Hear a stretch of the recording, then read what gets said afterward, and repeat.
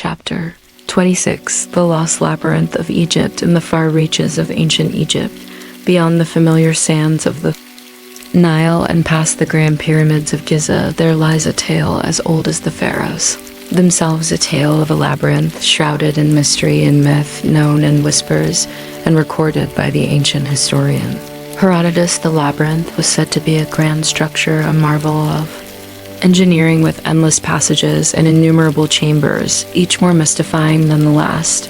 Its walls, he wrote, were adorned with inscriptions of unfathomable beauty, and complexity columns reached up like the arms of giants, leading travelers into halls echoing with the secrets of a lost world. Yet for all its glory, the labyrinth's true location remains elusive, buried somewhere in the sands of history centuries ago. During Egypt's golden age, there were rumors of an underground complex that stretched for miles beneath the surface. This wasn't just a maze, it was a fortress of memory, a temple of wisdom, and a vault of power. Ancient records describe the labyrinth as a place where priests, scholars came to converse with the gods. And the labyrinth was more than stone and mortar. It was a realm guarded by intricate traps, hidden mechanisms, and mysterious forces that protected its sacred knowledge from unworthy eyes. The labyrinth was said to be built by King Imhotep of the 12th dynasty, a ruler obsessed with the mysteries of life and death, believing that the labyrinth was his ultimate legacy. Menam had commissioned the most skilled architects, artisans, and mathematicians from across his empire. It was designed not just as a monument to his reign, but as a passageway to the afterlife, a place where his spirit could transcend the boundaries of mortality. His court astrologers aligned the labyrinth with the stars, mapping its corridors to mirror the constellations. Above love, they believed that anyone who dared enter would have to be worthy of understanding both the heavens and the earth. As the story goes on, Hut's vision was realized in a complex that defied logic. The labyrinth sprawled over 2 levels, one above ground and one below above ground. The structure was grand and intimidating, with towering columns and massive stone doors, but the true mystery lay below, where chambers were carved deep into the rock, interconnected by passageways that seemed to fold back on themselves. Some say there were doors that opened only on specific days of the year, when the sun hit them at just the right angle, revealing hidden rooms that no one had entered for centuries. But over time, the location of the labyrinth faded from memory. Egypt fell under the rule of new dynasties, and foreign powers rose and fell. The labyrinth's secrets were forgotten, buried under the sands as the Nile shifted course and cities crumbled. Explorers, archaeologists, and treasure hunters have combed the Egyptian deserts for centuries, desperate to uncover the labyrinth's resting place. Some claim cold to have found fragments, scattered stones, or inscriptions that hinted at its existence.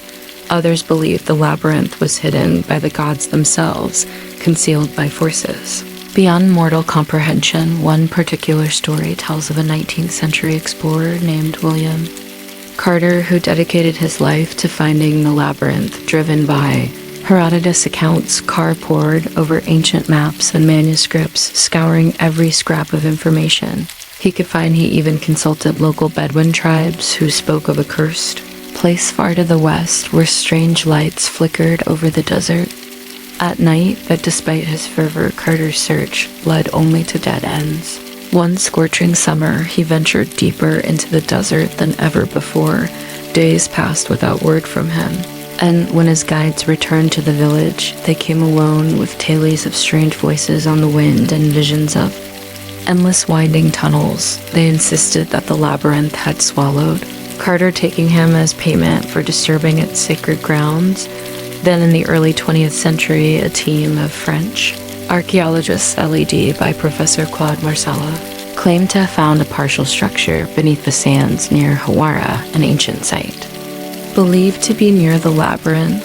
As they excavated, they discovered walls that appeared to be part of an elaborate network of chambers and halls. Intricately carved stones and inscriptions hinted at something vast and hidden. But then, without warning, the project was abandoned.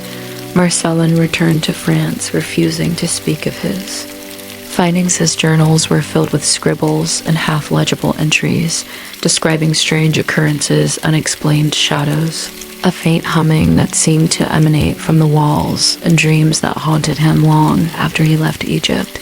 Some say he was cursed that the labyrinth reached out across continents to silence him, preserving its secrets even in his mind.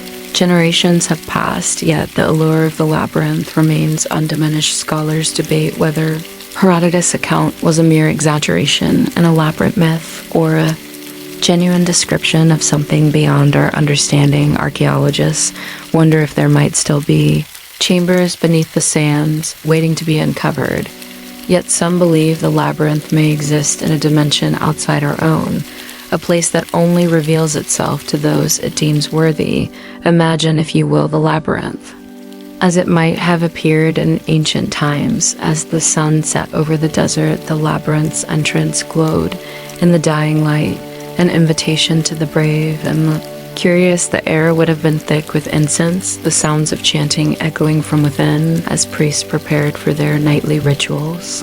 Inside, the walls were covered in carvings of gods and creatures, ancient hieroglyphs, recounting histories and secrets. Torches lined the corridors, casting long flickering shadows that seemed to dance and move with a life of their own. Some chamber HOURS were rumored to hold ancient relics, artifacts of power that could grant wisdom or curses to those who touched them. Then there were the traps, meticulously designed to ensnare intruders. Legends say that the labyrinth was filled with doors that opened into pits of darkness, steps that led nowhere, and mechanisms that sealed behind trespassers leaving them to wander the maze forever. Some chambers were filled with sand held back by the most delicate of levers, ready to flood the space at the slightest misstep.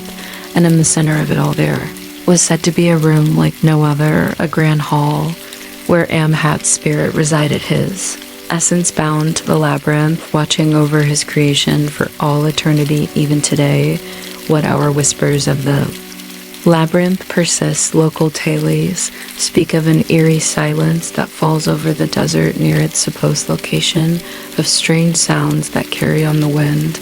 A group of modern explorers, equipped with cutting-edge technology, once attempted to find the labyrinth. They used ground-penetrating radar, drones, and satellite images, yet every time they thought they had found a lead, their equipment malfunctioned.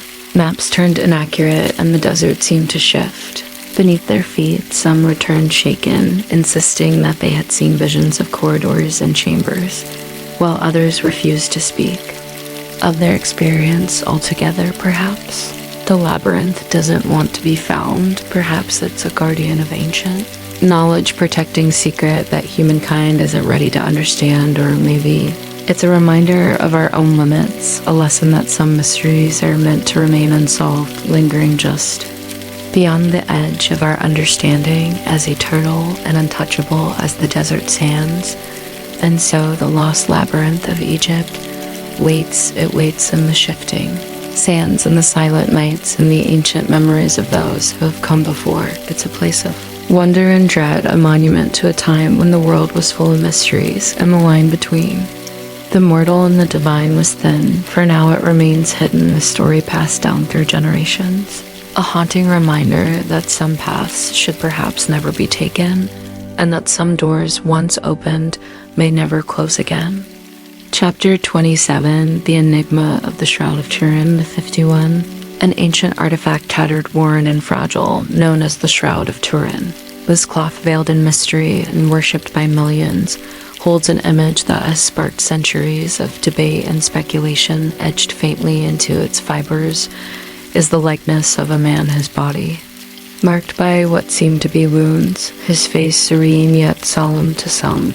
This is a powerful relic of the Christian faith, believed to be the burial shroud of Jesus Christ himself. For others, it is a puzzle, a haunting remnant from the past, bearing a message yet to be understood. In a dimly lit chapel in Turin, Italy, where is now stored, people from around the world gather in reverence, gazing at the faded image on the cloth. The shroud's material is old, made from linen, the kind used in ancient burial cloths, but its fabric isn't what draws people in it, is the faint outline of a man who appears to have suffered, his arms crossed peacefully over his body wounds. Visible on his hands, feet, and side, the image has a ghostly quality, appearing almost photographic, as if captured by a process lost to time scientists. Historians and believers alike have struggled to understand how this image was made one of the earliest accounts of the shroud comes from the 14th century, though some believe it existed long before. That the image's origins, however, are veiled in uncertainty. There are theories that play it in the hands of the Knights Templar who may have safeguarded it after the Crusades. Other stories say it was kept in hidden shrines passed down by secret societies and guarded as a relic of unfathomable importance. And then there are those who claim the shroud appeared suddenly, as if from nowhere, a relic untouched by human hands bearing an image created by forces beyond our comprehension. In the 1970s, a team of scientists from the Shroud of Turin research project known as STURP embarked on a meticulous examination of the cloth they used, advanced equipment to analyze every inch of it, scrutinizing fibers, studying stains, and documenting the images. Unique characteristics: the faint sepia-toned image on the shroud, puzzled element board, no brush, strokes, no pigments that might have been painted on by a medieval artist.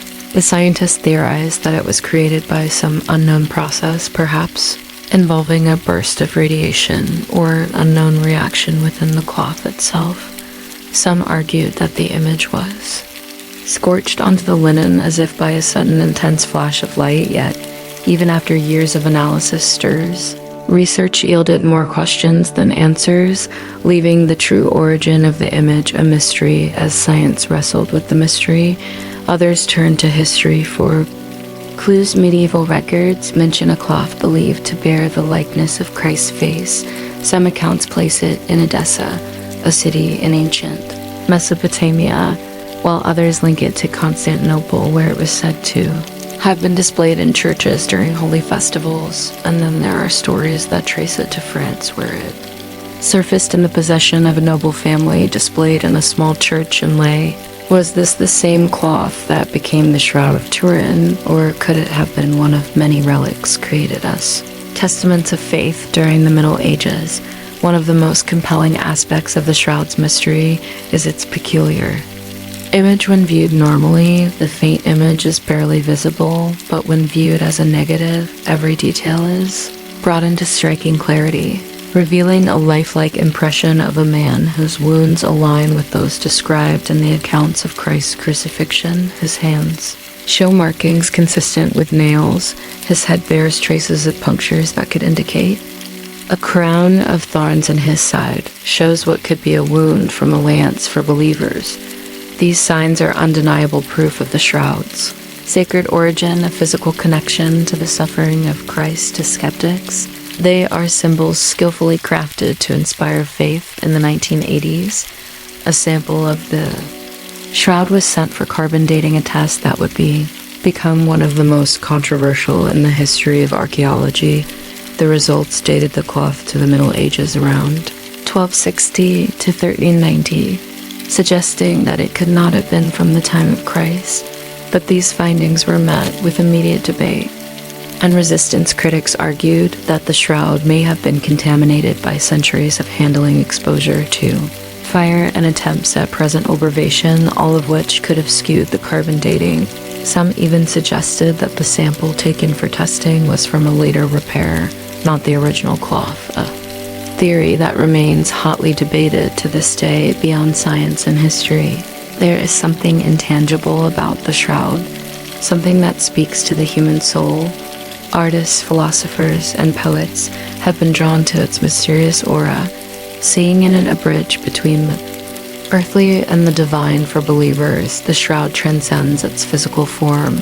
It is a relic that has survived wars, fires, and skepticism, a testament to enduring faith. Pilgrims come from around the world, some with hopes of healing others Seeking a moment of quiet reflection in its presence, they whisper prayers like less and gaze at the image, each person finding something different in its silent, haunting gaze. Then there are those who suggest the shroud holds secrets we have yet to decipher. Some claim that hidden within its fibers are patterns that reveal codes or messages locked away for future generations. To unlock this theory has inspired cryptologists and scholars who have examined the she crow's dimensions and markings. Searching for mathematical relationships and hidden symbols, they argue that the shroud was crafted with purpose, that each fold, each line, each imperfection carries meaning. Whether these theories hold any truth or are simply born of our desire to understand, to make sense of the unknown, remains unclear. The Shroud of Turin endures as one of history's great enigmas. It stands at the crossroads of faith, science, and mystery, defying the certainty of each while drawing strength from all. To some, it is a relic of profound importance, a tangible link to the divine. To others, it is a puzzle waiting to be solved, an invitation to explore the boundaries of knowledge. And perhaps in the end, the true meaning of the shroud lies not in what we can prove, but in what we choose to believe. In the flickering candlelight of the Turin Cathedral, as the faithful kneel before it and scholars debate its secrets, the shroud remains as it always has, silent, steadfast, a witness to countless prayers, questions, and dreams. Its faded image tells no tales, yet it inspires stories in all who see it, stories of wonder, doubt, and the endless search for answers that lie just beyond the reach of human understanding. Chapter 28: The timeless mystery of the Great Sphinx of Giza. Beneath the burning sun of the Giza plateau, a silent guardian watches over the desert, its eyes fixed on the horizon as it has been for millennia. This is the Great Sphinx, a creature of stone and mystery carved from the bedrock of ancient Egypt. Its powerful lion's body is crowned with the face of a man, believed by many to represent a pharaoh, a god, or perhaps something even older, something beyond human understanding. The Sphinx's sheer size is staggering at over 240 feet long and 66 feet high. It looms over the desert like a monument from another age, watching over the pyramids as if it were the key to a forgotten history. For centuries, the Sphinx has been a symbol of Egypt's grandeur, its age-old mysteries drawing scholars, adventurers, and dreamers alike. But despite all that has been written, studied, and excavated, questions about the Sphinx endure. Chief among them is the mystery of its age. Conventional wisdom, based on studies of the surrounding monuments, places its construction during the reign of Pharaoh Khafre around 2500 BCE, but some believe the Sphinx is far older than the pyramids. It guards its origins buried in a prehistoric past. The first hints of this since mysterious age come from the erosion patterns on its body in the 1990s. Geologist Robert Schoch, an expert in weathering and erosion, studied the Sphinx and concluded that the weathering on its body and enclosure was consistent with prolonged exposure to heavy rain. But this theory raised a compelling question. The last time the Giza Plateau saw significant rainfall was thousands of years before CFA Sedgwick, suggesting that the Sphinx could date back to a time when Egypt was a lush green land. Could it be that the Sphinx was built in a forgotten age, an age that predates even the earliest known civilizations? Adding to the mystery, there are no inscriptions on the Sphinx that confirm its age or original purpose. The Sphinx is unique among Egyptian monuments in its lack of a definitive identity, an enigma that has confounded scholars for centuries. If it was indeed built by Khafre, why does the Sphinx stand alone without the usual inscriptions that proclaim the power and legacy of the pharaoh? Ancient records mention no grand ceremony or construction project related to the Sphinx as they do for the pyramids. It stands nameless and silent, leaving modern historians to wonder, was it built by another culture, another people whose memory has faded from history? Some ancient texts mention a figure known as the Watcher of the Horizon, a mysterious figure associated with the power to guard against chaos and protect the sacred land. These texts suggest the existence of a guardian deity who stood watch over ape lands, a deity older than any. Pharaoh, could the Sphinx be this ancient guardian, a relic of a time when gods walked the earth and humankind lived in awe of the forces of nature? The ancient Egyptians were known to repurpose older monuments, adopting them into their own spiritual landscape. It is possible that the Sphinx was once such a monument, absorbed into the Egyptian culture, but originating from an even older civilization. Legends from ancient Egypt hinted secrets hidden beneath the Sphinx. Greek historian Herodotus wrote of a network of underground passages and chambers leading to rumors of a hall of records, a mythical archive said to contain the knowledge of an advanced civilization lost to time over the centuries. Explorers and mystics alike have searched for these hidden chambers, convinced that beneath the Sphinx lies a treasure of wisdom waiting to be rediscovered in modern times. Ground penetrating radar has detected anomalies under the Sphinx's pores, suggesting the presence of voids or chambers, but despite numerous attempts, no excavations have revealed their contents, and the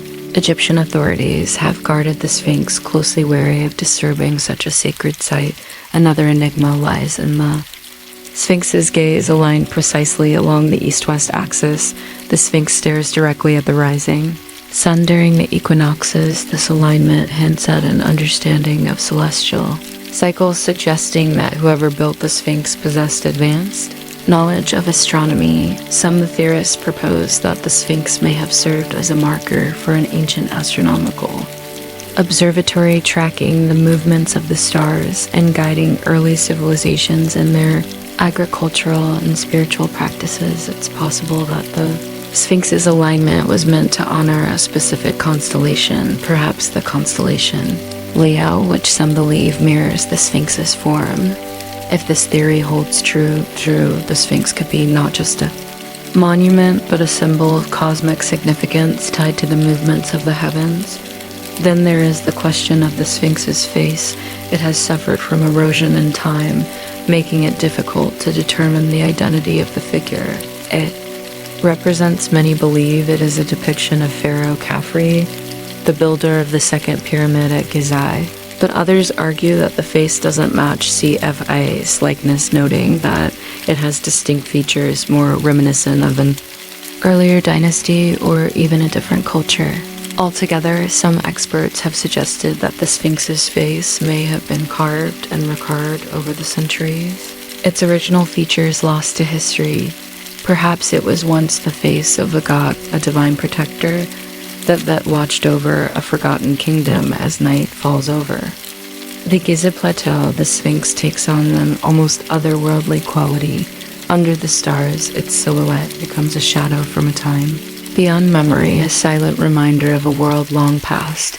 It has watched the rise and fall of empires, the passage of countless generations, each leaving behind only fragments of their story. The Sphinx has endured the ravages of time, the sands of the desert, slowly wearing away its features as if it too is returning to the earth, its secrets slowly dissolving back into the land. Today, the Great Sphinx of Giza stands as one of the last great mysteries of ancient Egypt. We may never know for certain who built it, when, or why yet. The history itself has a purpose, sparking our curiosity, challenging our understanding of history, and inviting us to imagine a world far different from our own. It serves as a bridge between the known and the unknown, a reminder of the vastness of time and the fragility of human memory. Some believe that the Sphinx holds within it the story of an age when humanity's ancestors walked art, now forgotten, guided by forces we have yet to understand. Others see it as a testament to human ingenuity, a marvel of ancient craftsmanship that has withstood millennia, and perhaps the true answer lies somewhere in between, waiting to be discovered. Or maybe, just maybe, it's a mystery the Sphinx itself guards, knowing that some secrets are meant to remain in the silence of the desert hidden beneath layers of stone and time. Chapter 29. The giants of Sardinia. On the rugged island of Sardinia, where the land meets the endless expanse of the Mediterranean, Sea legends whisper of a forgotten race beings of extraordinary size and strength who once roamed the island's hills and valleys. The Sardinians call them I Giganti, the giants, and their story has been passed down for generations, woven into the island's folklore and culture. Some say the giants built massive stone structures, known today as giants' tombs, to honor their dead. Others believe they were protectors of ancient knowledge, guardians of secrets now lost to time, yet despite the tales and a handful of archaeological finds, the truth about the giants of Sardinia remains elusive. The story begins with the giants' tombs themselves scattered across Sardinia. These enigmatic structures are some of the island's most mysterious monuments. Each tomb is an imposing work of stone, carefully arranged in elongated shapes and often topped with towering stones that loom over the surrounding landscape. Some of these stones stand as high as 13 feet, their surfaces etched with symbols that have yet to be fully understood. The tombs are like silent sentinels enduring the passage of time and guarding the memories of those who came before local law. Insist that these were the burial places of giant creatures so large that the tombs had to be built to house their colossal bodies. Archaeologists who have studied these tombs describe them as megalithic structures built by the Nuragic civilization, an ancient culture that thrived on Sardinia thousands of years ago. The Nuragic people left behind stone towers, settlements, and structures that baffle modern researchers, but despite extensive excavations, no definitive evidence of giants has been uncovered. Skeletal remains found in these tombs are human in size, yet the legends persist, fueled by reports of unusually large bones and strange artifacts said to have been discovered on the island and quietly whisked away. The tales of giants have deep roots in Sardinian folklore, stretching back to a time when memory and myth intertwined. Atsiki, according to legend, the giants were an ancient race that lived in harmony with the people of the island, helping them build massive stone structures and defending them from invaders. Some say the giants were wise and peaceful, using their great strength to move stones that no human could lift, shaping the land with a reverence for nature. Others tell darker stories of giants who became tyrants, demanding tribute and sacrifices from the island's inhabitants.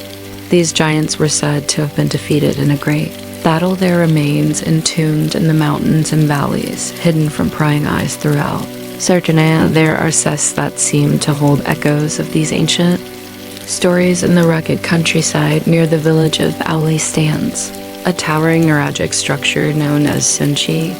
It's a fortress-like construction made of massive stones, some weighing several tons, stacked to form walls that rise high into the air. Archaeologists believe Sunchi served as a central stronghold for the Nuragic people, but local legend claims it was once a gathering place for giants where they would hold council and deliberate the fate of the island. Visitors to Sunaraxi often remark on the strange energy of the place, as if the stones themselves remember a time when beings of immense strength walked among them. And then there are the whispered stories of archaeological discoveries, tales of giant skeletons uncovered by farmers or excavators working the land. According to these accounts, oversized bones and skull were found in remote parts of the island, only to be taken away by mysterious officials, leaving locals to wonder if the truth about the giants was being hidden. Some say that a skull was once found with eye sockets so large that a fist could fit inside, and that femur bones were unearthed measuring nearly twice the length of an average human bone. These discoveries, however, remain unverified, fueling speculation and conspiracy theories about an ancient cover-up. Are these stories the result of overactive imaginations, or is there something more to them, something that lies beyond our understanding? One of the most intriguing aspects of the legend is the unique connection between the giants' tombs and Sardinia's landscape. The tombs are often aligned with celestial events, positioned to catch the light of the solstice, or arranged in patterns that mirror constellations. Some researchers suggest that these alignments indicate an advanced understanding of astronomy, a knowledge that may have been passed down from a civilization lost to history. In Sardinian mythology, it is said that the giants were descendants of the stars, born from a union between the earth and the heavens. Their wisdom, the legends claim, was otherworldly, a gift from the cosmos that allowed them to build monuments that defy explanation. The island's oldest inhabitants, its shepherds and farmers, still speak of places where the giants are said to rest in remote valleys and hidden caves. There are sites considered sacred places that are believed to hold the remain of these ancient beings. Some locals refuse to venture near these spots, believing them to be cursed or guarded by spirits. There are stories of people who tried to disturb the tombs only to fall ill or meet with misfortune shortly after, whether out of superstition or reverence. The people of Sardinia have long held a respect for these sites, treating them as remnants of a history that is both powerful and mysterious. Adding to the intrigue is the unique neuragic art, some of which features large figures with elongated limbs and heads towering over other human-like figures. Depicted alongside them were these figures meant to represent the giants, preserved in stone by the very people who lived among them. Or were they symbolic representations of gods or spirit that the neuragic people worshipped? Scholars have debated this question for years, yet no definitive answer has emerged to the people of Sardinia. These figures are reminders of a time when the world was filled with wonders, when giants walked the earth and the lines between myth and reality were thin. Today, visitors to Sardinia can explore the giants' tombs and neuragic site.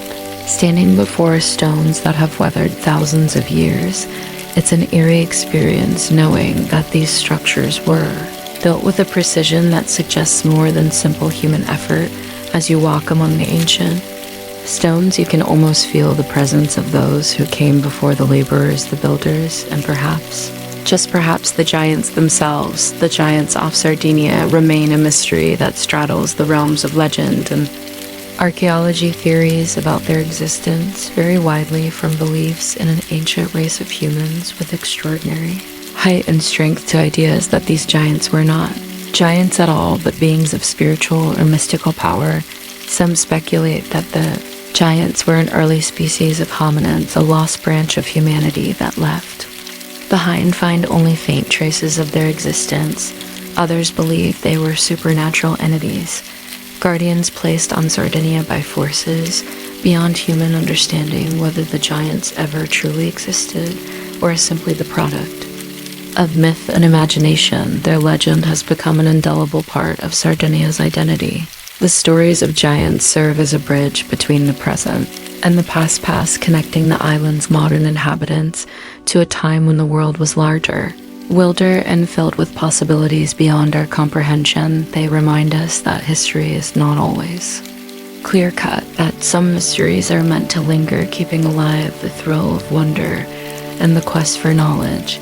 So as the sun sets over Sardinia's ancient stones, casting long shadows across the giants' tombs, the spirit of the giants endures, woven into the land itself.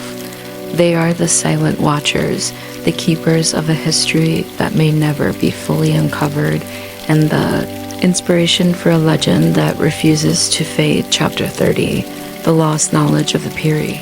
Reis map in the archives of Istanbul, preserved among centuries-old documents and treasures of the Ottoman Empire, lies a remarkable artifact, a map, drawn on a delicate piece of gazelle skin parchment, known as the Piri Reis map. This map, created in 1513 by the Ottoman admiral and cartographer Piri Reis, presents a view of the world that has puzzled scholars, historians, and cartographers for generations. It is a map of continents, coastlines, and lands, both known and unknown, a map that seems to reach beyond its time and place with a strange and unexplained accuracy at first glance. The Piri Reis map appears much like other maps of the age.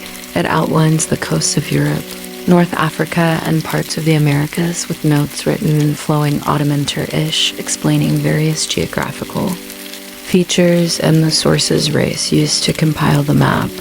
But as one studies the details, it becomes clear that this is no ordinary 16th century map, the level of precision with which it depicts the South American coastline, especially areas that European explorers had barely charted, defies the knowledge and technology of its time even more. Curious, the map suggests an understanding of regions far to the south beyond the limits of known exploration, hinting at a world that would not be fully mapped for centuries. According to Reis himself, the map was drawn based on numerous sources. His notes indicate that he used charts from the men of the sea and ancient maps from explorers.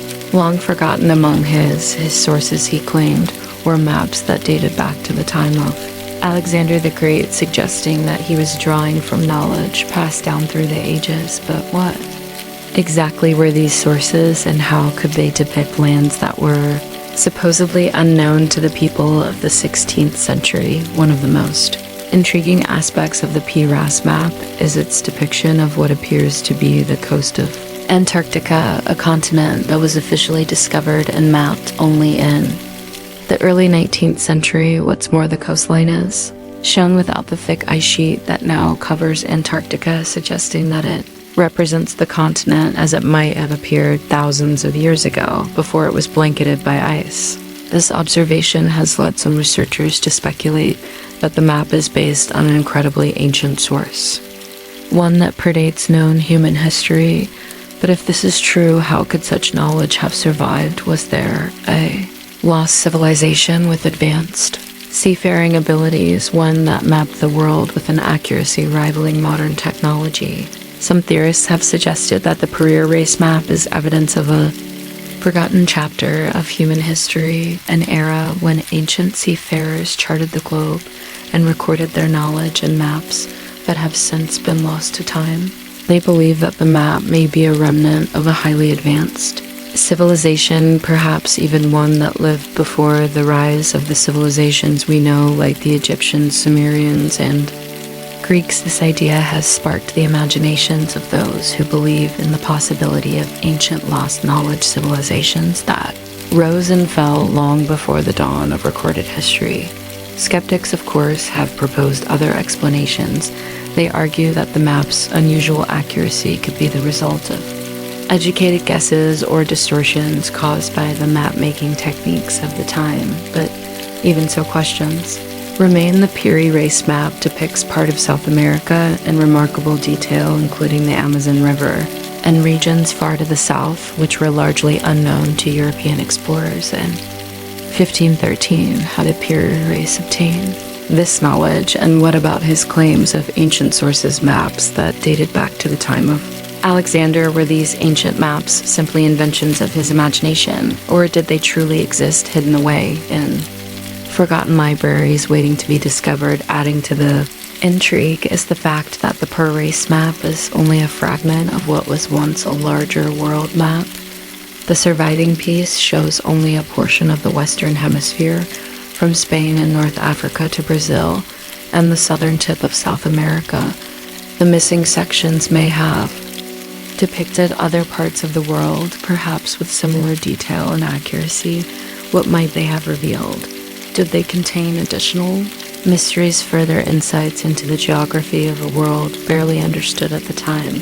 The thought of what has been lost to history maps, texts, and knowledge that we may never recover is enough to inspire endless speculation. Piri Reis himself was a fascinating figure. As an admiral of the Ottoman Empire, he was an accomplished navigator and cartographer, respected for his knowledge of the seas. His naval career took him across the Mediterranean and into the waters of the Indian Ocean, where he encountered sailors, merchants, and explorers from distant lands. It's possible that his travels and interactions with other seafarers exposed him to knowledge from cultures beyond Europe and the Ottoman Empire, knowledge that had been passed down through generations. But even if he gathered information from a variety of sources, how could he account for regions of the world that, as far as we know, had not yet been explored? The map itself is a masterpiece of cartographic skill, a testament to Reis's expertise and ambition. Its lines and curves are drawn with precision, and its annotations reveal a careful attention to detail. The map features not only coastlines, but also detailed descriptions of various regions, including notes on navigation, trade routes, and even peculiarities of local wildlife. It is more than a map. It is a record of the known world, and perhaps of a world that has been forgotten in recent years. Modern scholars and enthusiasts have continued to study the Piri Reis map, using technology to analyze its features in ways that Piri Reis could never have imagined. Satellite imagery, digital mapping software, and geological surveys have all been applied to understand the map's unusual characteristics. Some researchers believe that the map aligns with actual geographical data in ways that are too accurate to be mere coincidence. Others, however, argue that the apparent accuracy is simply a result of artistic interpretation, that the shapes of coastlines and land masses were drawn with a mixture of observation and imagination. Yet, despite the advances in technology, the Piri Reis map remains as mysterious as ever. Its origins, its sources, and the purpose behind its creation continue to inspire debate and fascination. Was it a genuine attempt to compile all known knowledge of the time? Or was it something more? Did it serve a purpose beyond navigation, a relic of knowledge passed down from an ancient world? Or was it simply the work of a skilled admiral drawing on the best information available to him, blending fact and legend into a map that captured the spirit of exploration? As we look upon the Piri Reis map today, we see more than a piece of parchment. We see a doorway to an age of mystery and discovery, an age when the world was still a place of wonder, filled with unknown lands and hidden truths. The map challenges our understanding of history, reminding us that the past is not always as straightforward as we imagine. It invites us to consider the possibility that there is still much we do not know, that the world may hold secrets that have yet to be revealed in the dim light of the Istanbul archives, where the map rests among the relics of the past. The Piri Reis map remains a silent witness to a world of exploration and mystery. Its lines and symbols tell a story, but one that is only partially understood, and perhaps that is the true magic of the Piri Reis map, that it has kept its secrets, that it continues to inspire wonder and curiosity, drawing us into a world where the boundaries of knowledge are not yet fully defined, and where the unknown beckons just beyond the edges of the map. Chapter 31, The Forgotten City of Nan. Madol, in the remote reaches of the western Pacific, where the vast ocean stretches out in endless blue, lies the island of Pompeii, home to one of the world's most mysterious ancient cities, known as Nan Madol. This city is a marvel of human engineering and imagination, built on a series of 92 artificial islands separated by narrow canals constructed from massive basalt stones that tower above the water's surface. Nan Madol has fascinated and puzzled archaeologists, historians, and travelers for generations. The question that lingers over this ancient site is simple yet profound. How and why was this city built in the heart of the ocean, seemingly isolated from the rest of the world? The story of Nan Madol begins long before the arrival of written history. In a time when myths and legends provided explanations for the world's wonders, according to Ponan oral tradition, Nan Madol was created by two powerful sorcerer brothers, Olisa and Asura, who came to the island seeking a place to practice their magic. The legends say that the brothers used their supernatural powers to levitate massive stones, placing them carefully to form the foundations of the city. The brothers wanted to create a place of spiritual power, a center for the island's religious and political life. And so Nan Madol was born, a city of stone that seemed to float on the water, defying both logic and the natural forces of the world. Archaeologists have estimated that Nan Madol was built sometime between the 8th and 13th centuries during a period when the Sardar dynasty ruled over Pompeii. The city served as a ceremonial and political heart of the dynasty, its structures reserved for the elite and high priests who wielded both spiritual and temporal power, but how the people of Pont managed to construct such a vast city on a coral reef with no modern tools or machinery remains an enduring history. The basalt stones used in the construction of Nan Madol weigh several tons each, yet they were transported from distant parts of the island and carefully placed to form walls, temples, and tombs.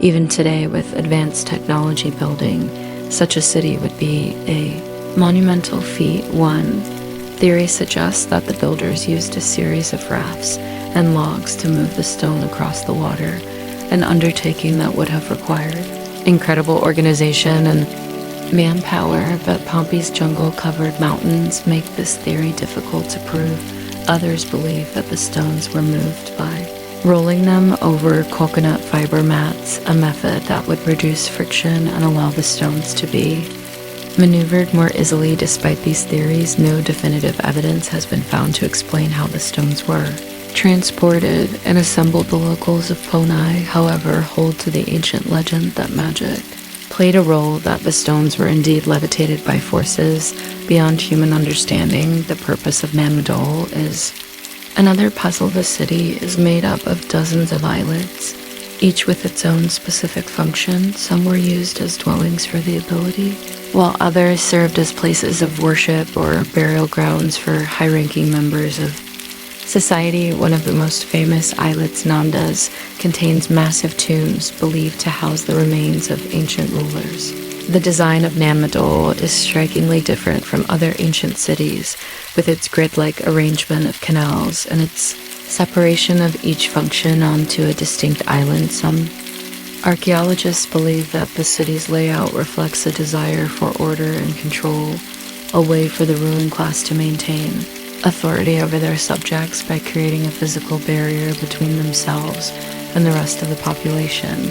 Over time, however, the Sodor dynasty fell, and with it Nan Madol was abandoned. The once thriving city became a ghost town, its temples and tombs left to the mercy of the encroaching jungle. Today, vines and moss creep over the stone walls, and fish swim through the canals that once carried canoes of priests and warriors. The reason for Nan Madol's abandonment is as mysterious as its construction. Some say the Sudala rulers became corrupt and oppressive, alienating their sub-objects and causing the dynasty's collapse.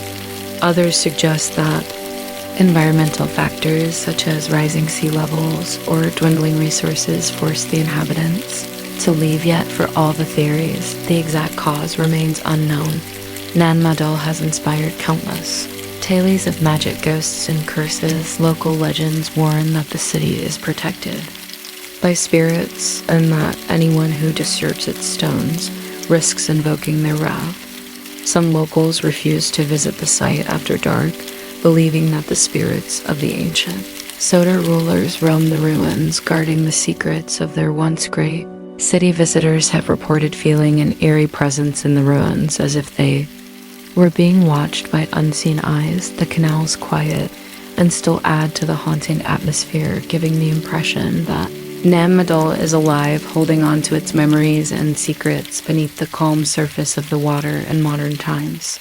Nan Madol has drawn the attention of researchers, explorers, and even treasure hunters, each hoping to uncover the truth behind.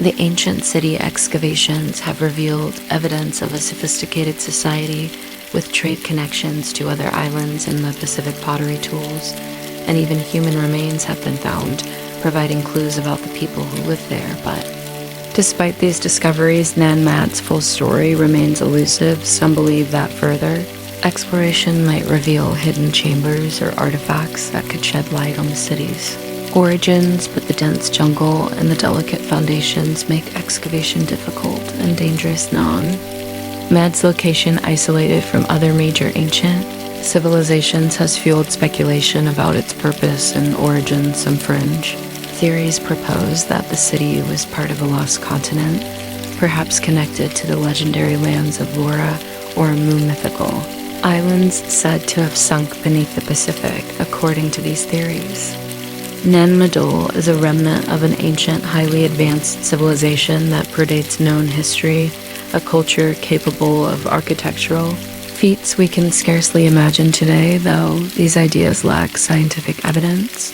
They have captivated imaginations, adding to the aura of mystery that surrounds the city. For the people of Pompeii, Madol is more than an archaeological site. It is a sacred place, a reminder of their ancestors' ingenuity, and a symbol of their cultural identity.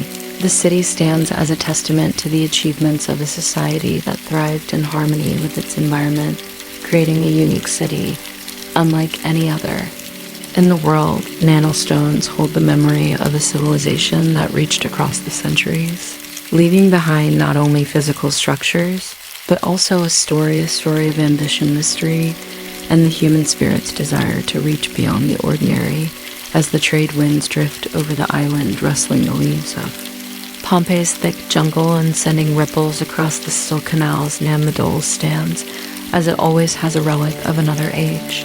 The city endures, was mysterious and timeless, each stone a testament to a civilization, both remarkable and unknowable. It beckons to those with a sense of wonder, inviting them to consider what may yet lie undiscovered, concealed beneath layers of history, myth, and the enduring silence of the sea. Chapter 32, the Zuni language mystery nestled in the arid landscapes of New Mexico. The Zuni people have preserved their customs, art, and spirituality for centuries among the many treasures of Zuni culture. However, one element stands out as particularly enigmatic. Their language, the Zuni language called Shema, is unlike any other Native American language, bearing no clear connection to the languages spoken by neighboring tribes or by distant linguistic groups across North America. For decades, scholars and linguists have puzzled over the origins of this unique language, exploring theories that range from migrations across ancient land bridges to cultural exchanges that challenge traditional understandings of history.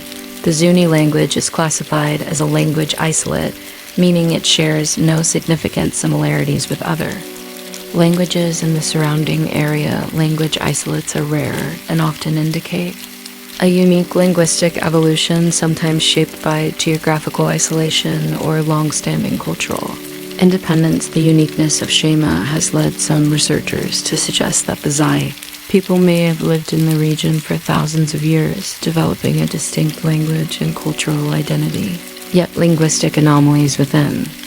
Zuni raise further questions. Over time, scholars have noticed a few peculiar linguistic elements, phrases, sounds, and structures that seem oddly familiar but don't quite fit within the framework of indigenous American languages. In the 1960s, a provocative theory emerged: the Zai language might share distant roots with Japanese.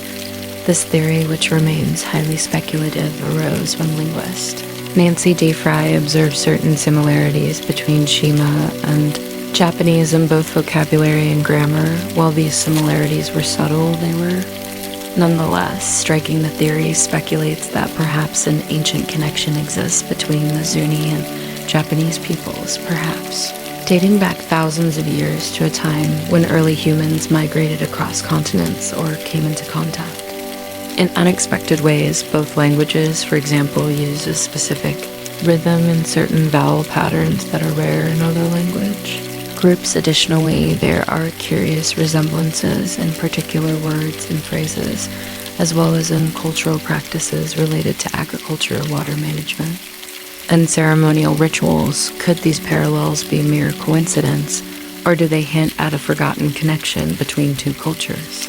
Separated by an ocean, Frisk theory has inspired several researchers to explore this potential link, though it remains controversial and difficult to substantiate with current linguistic methodologies. The Zuni people, while open to research, maintain that their language and culture are deeply rooted in their ancestral lands and spirituality. Zuni traditions hold that their ancestors emerged from a sacred lake, a place that remains central to their worldview. This emergence myth is echoed in their language, which is imbued with references to nature, spirits, and the interconnectedness of all life. For the Zuni, their language is not merely a means of communication, it is an embodiment of their identity and connection to the land they inhabit. Because of this, the idea of distant cultural connections doesn't resonate as strongly within the community, who see their language as a deeply personal gift handed down through generations. Linguists seek to validate or refute the theory of a Japanese connection face significant challenges.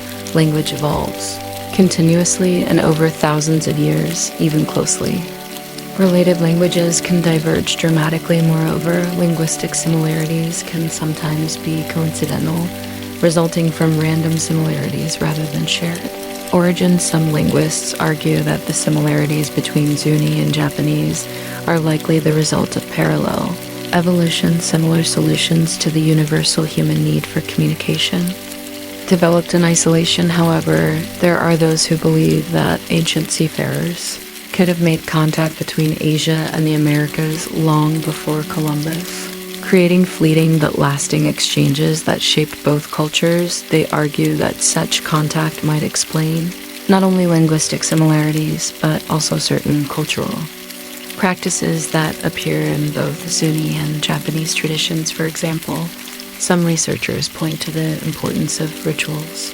involving water purification in both cultures, as well as shared agricultural methods and symbolic connections to nature. Could these practices have been inspired by an ancient cross-cultural exchange? For now, the Zai language continues to captivate those who study it, whether as a possible relic of early trans-Pacific contact or simply as a beautiful, unique linguistic system that developed in isolation. The Zuni people's commitment to preserving their language and culture ensures that Shema remains vibrant, passed down through songs, stories, and rituals. With each new generation, the language survives as both a mystery and a testament to human diversity and resilience. Ultimately, the Zuni language mystery reminds us of how much remains unknown about humanity's past. It speaks to the power of language to connect and to separate, to create identity, and to leave traces of history that linger long after memory fades.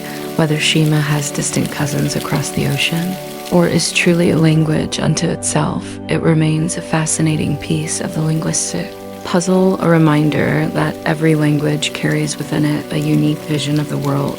The question of its origins may one day be solved, or it may continue to spark debate, speculation, and curiosity, a silent link to a past we may never fully understand.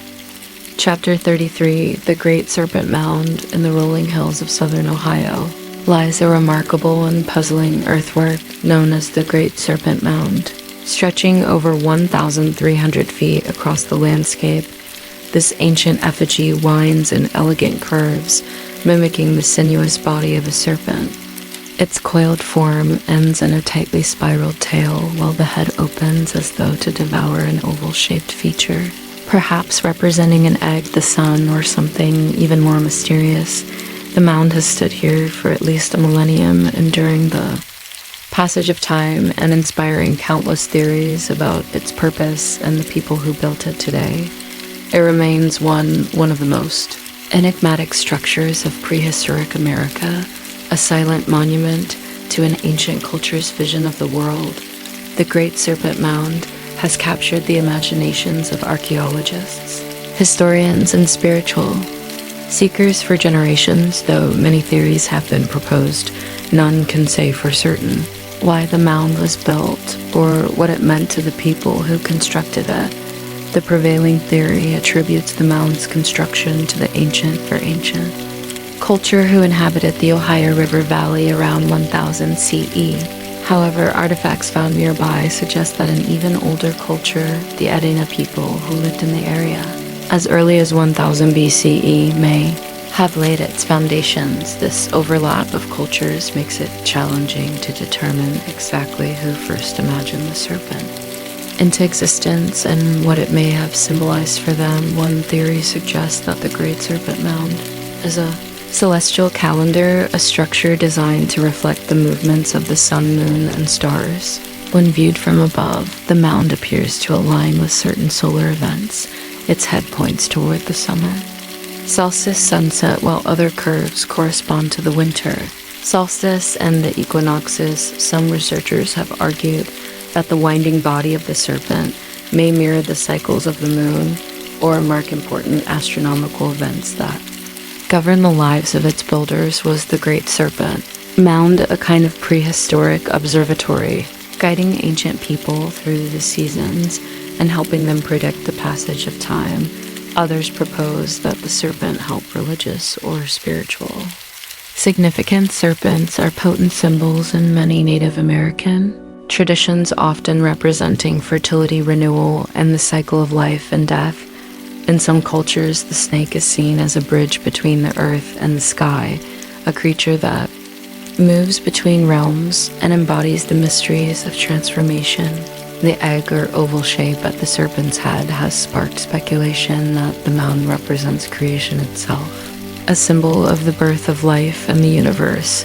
Could it be that the builders of the mound saw the serpent as a guardian, a protector of the land, or even a deity? To be honored, the location of the Great Serpent Mound also adds to its mystery. The mound sits atop a geological anomaly, a large impact crater performed by a meteorite that struck the area millions of years ago. Some researchers wonder if the ancient builders were aware of this unique geological feature and chose the site, deliberately sensing a powerful energy emanating from the land itself.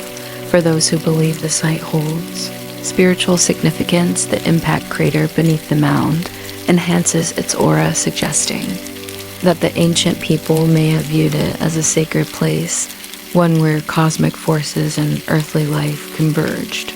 Adding yet another layer to the mystery, recent discoveries have revealed that the soil and rocks surrounding the mound have unique magnetic properties, which could have been perceived by ancient people as a sign of the site's supernatural importance. Could these magnetic anomalies have influenced the choice to build here? The idea that the mound is aligned with both earthly and celestial forces fascinates those who study it, and it leaves us wondering what the ancient cultures might have sensed that modern science is only beginning to understand.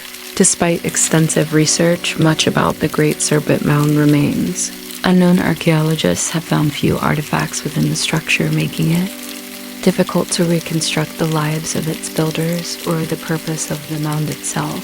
Without written records, the meanings embedded in its design remain a matter of interpretation, a puzzle composed of symbols and stones rather than words. Some believe that the Serpent Mound may have been part of a larger spiritual complex, a pilgrimage site where people gathered to observe rituals, honor ancestors, and connect with the divine.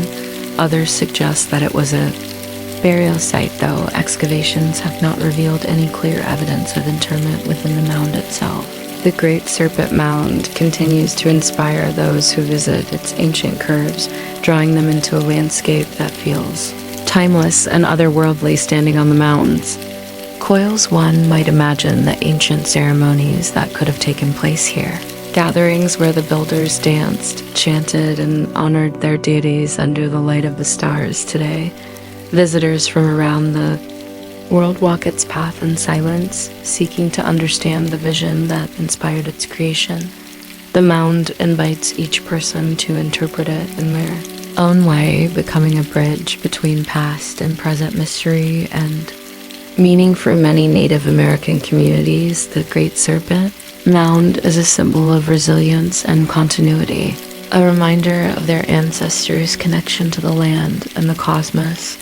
While modern science seeks to decode its mysteries, the indigenous people who trace their heritage to this region often view the mound not as an enigma to be solved, but as a sacred site that honors the cycles of nature and the spirit of life to them.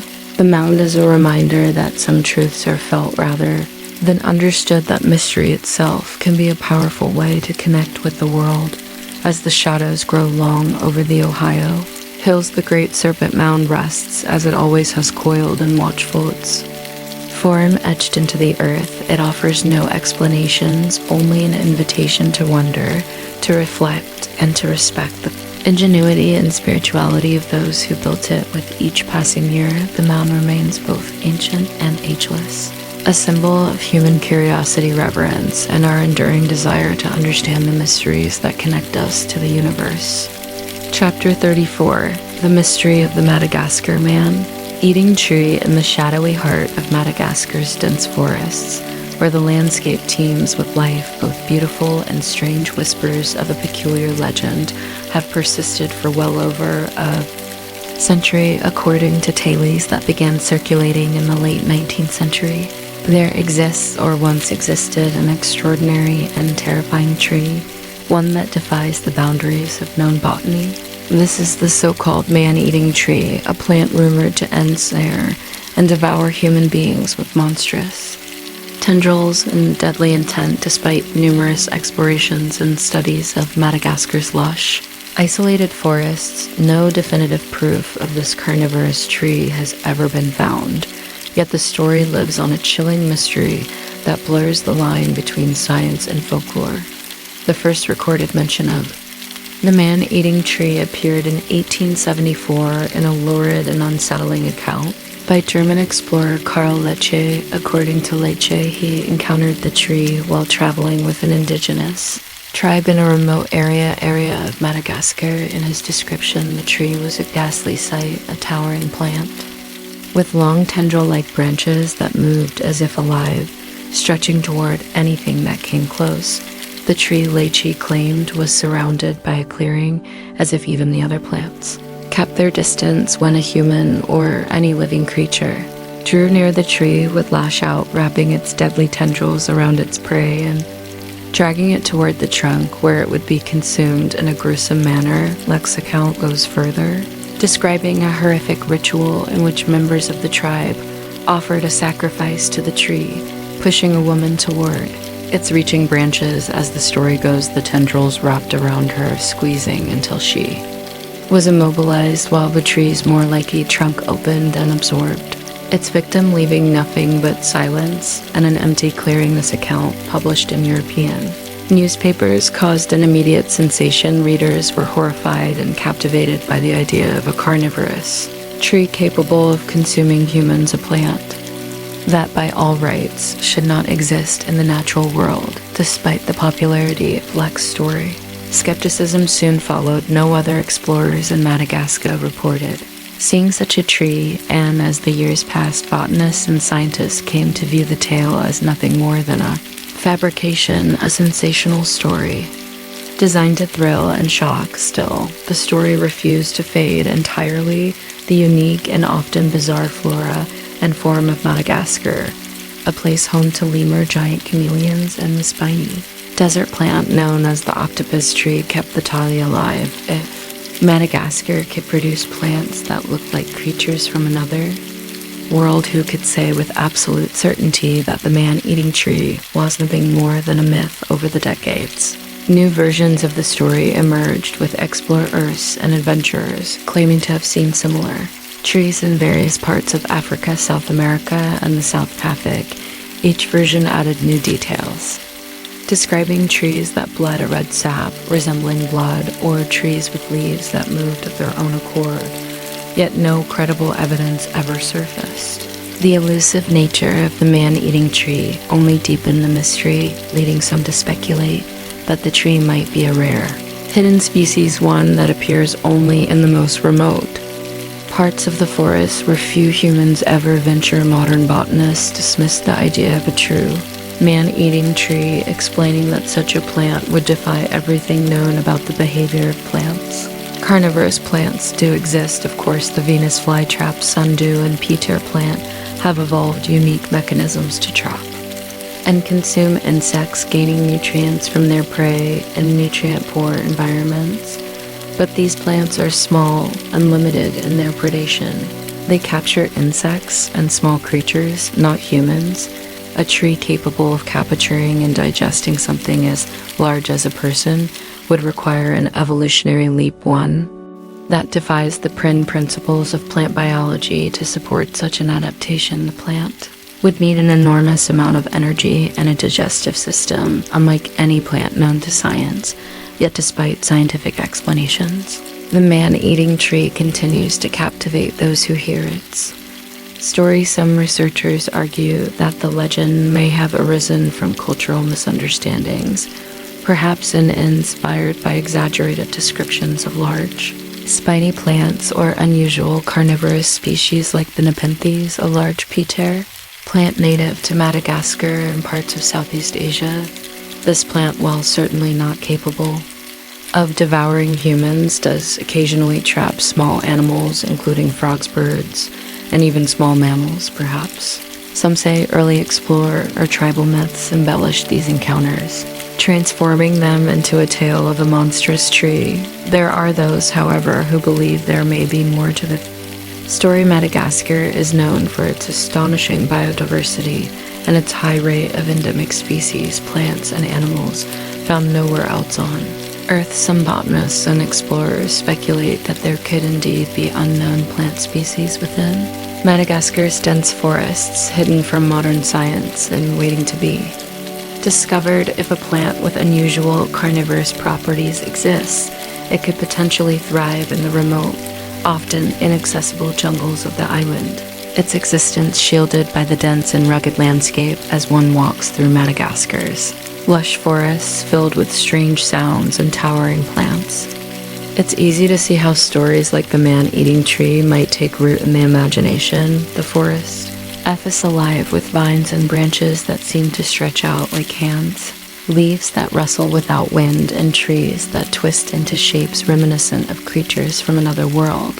The landscape alone evokes a sense of mystery, a feeling that there are things within these forests that remain beyond human understanding. Whether the man-eating tree is one of these mysteries or simply a tale spun to captivate the curious is a question that may never be answered. The man-eating tree of Madagascar endures as one of the world's strangest botanical legends. It remains unverified, a story that defies the constraints of reality, yet continues to inspire a sense of wonder and fear.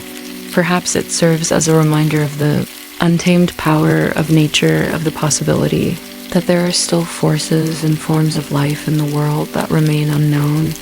Or perhaps it is simply a story, one that grew from the fertile ground of human imagination, fed by the wild beauty and otherworldly allure of Madagascar's forests. In the end, the man-eating tree remains hidden, whether in the depths of the forest or the depths of our collective fascination with the strange and the unknown.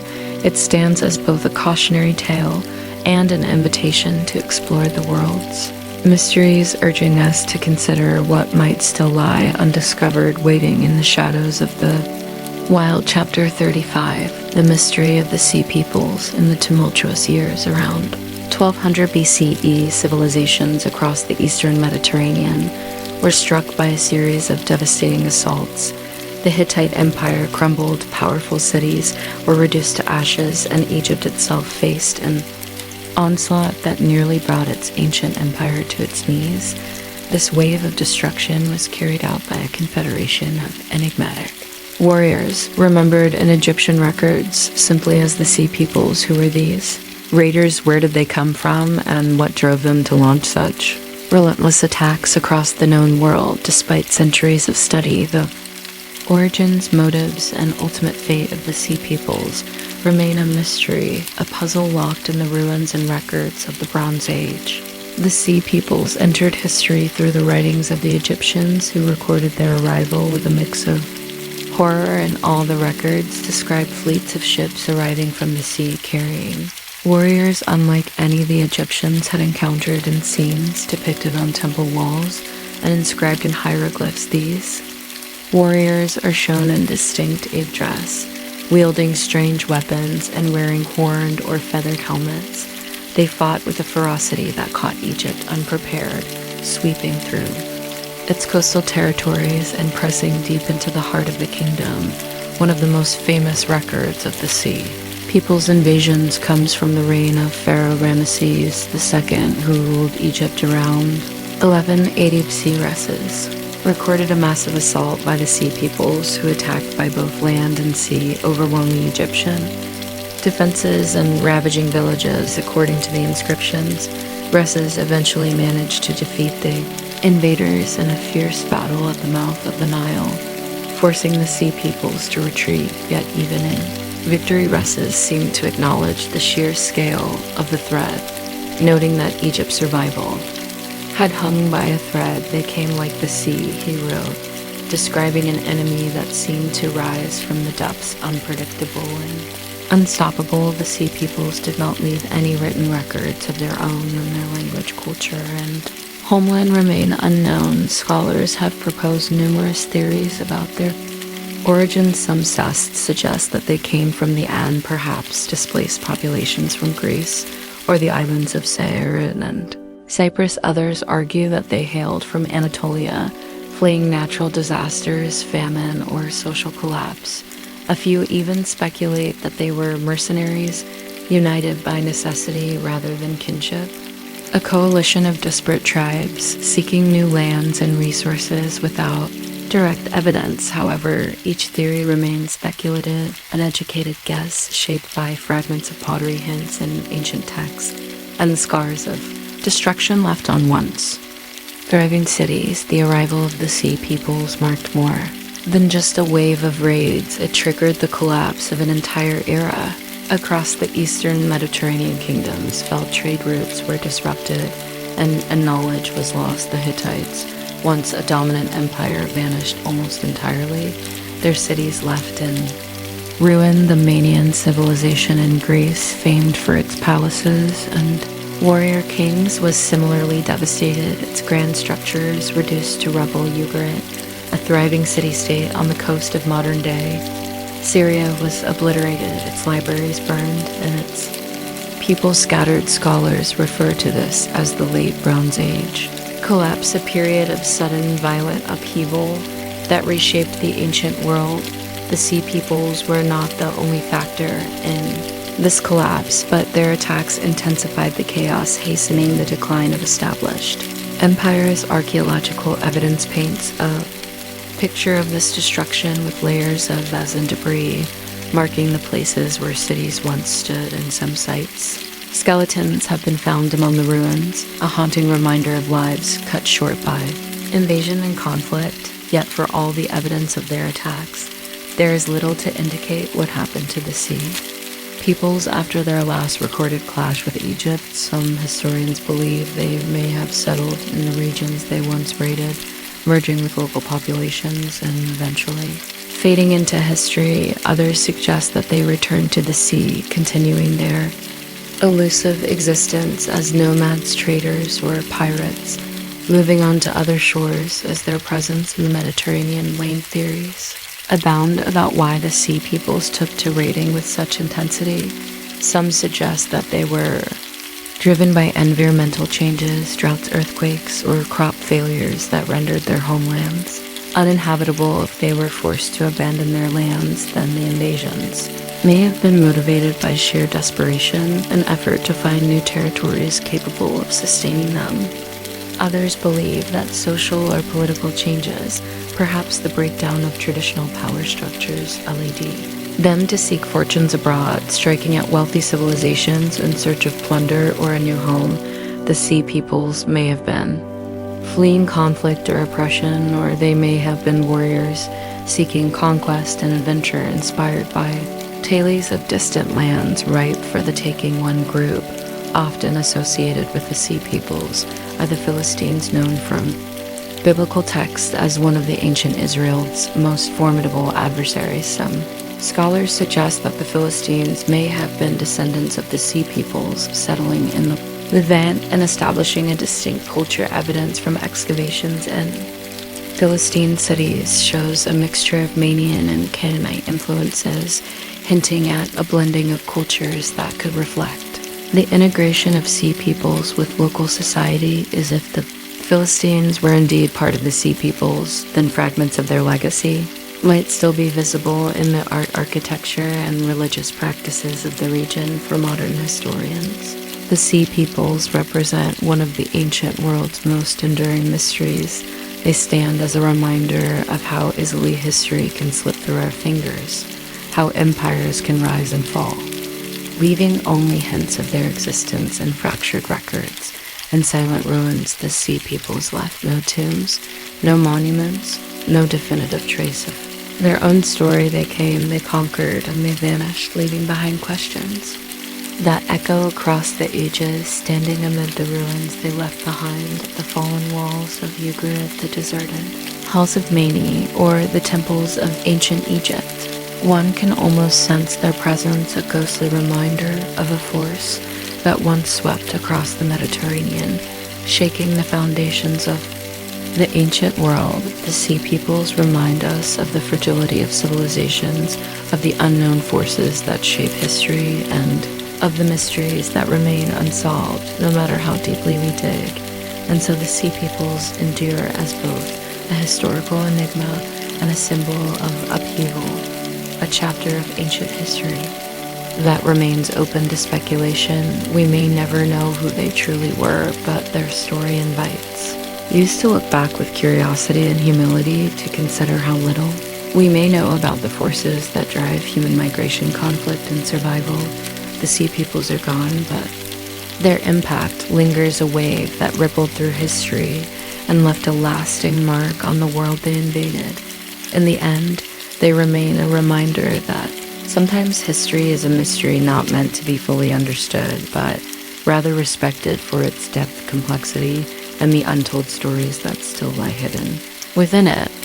Chapter 36, The Tunnels of Teotihuacan. Beneath the sprawling ruins of Teotihuacan, an ancient city that once rivaled the great capitals of the world, lies a hidden world that archaeologists are only beginning to explore. This network of tunnels running beneath the Pyramid of the Sun, the Pyramid of the Moon, and the Temple of the Feathered Serpent contains secrets that the people of Teotihuacan buried thousands of years ago. Though much of the city's history is shrouded in mystery, these subterranean passages offer a tantalizing glimpse into the beliefs and rituals of its long-lost inhabitants. Teotihuacan, located just northeast of present-day Mexico City, was a thriving metropolis as early as 100 BCE. At its peak, it was one of the largest cities in the ancient world, home to an estimated 125,000 people.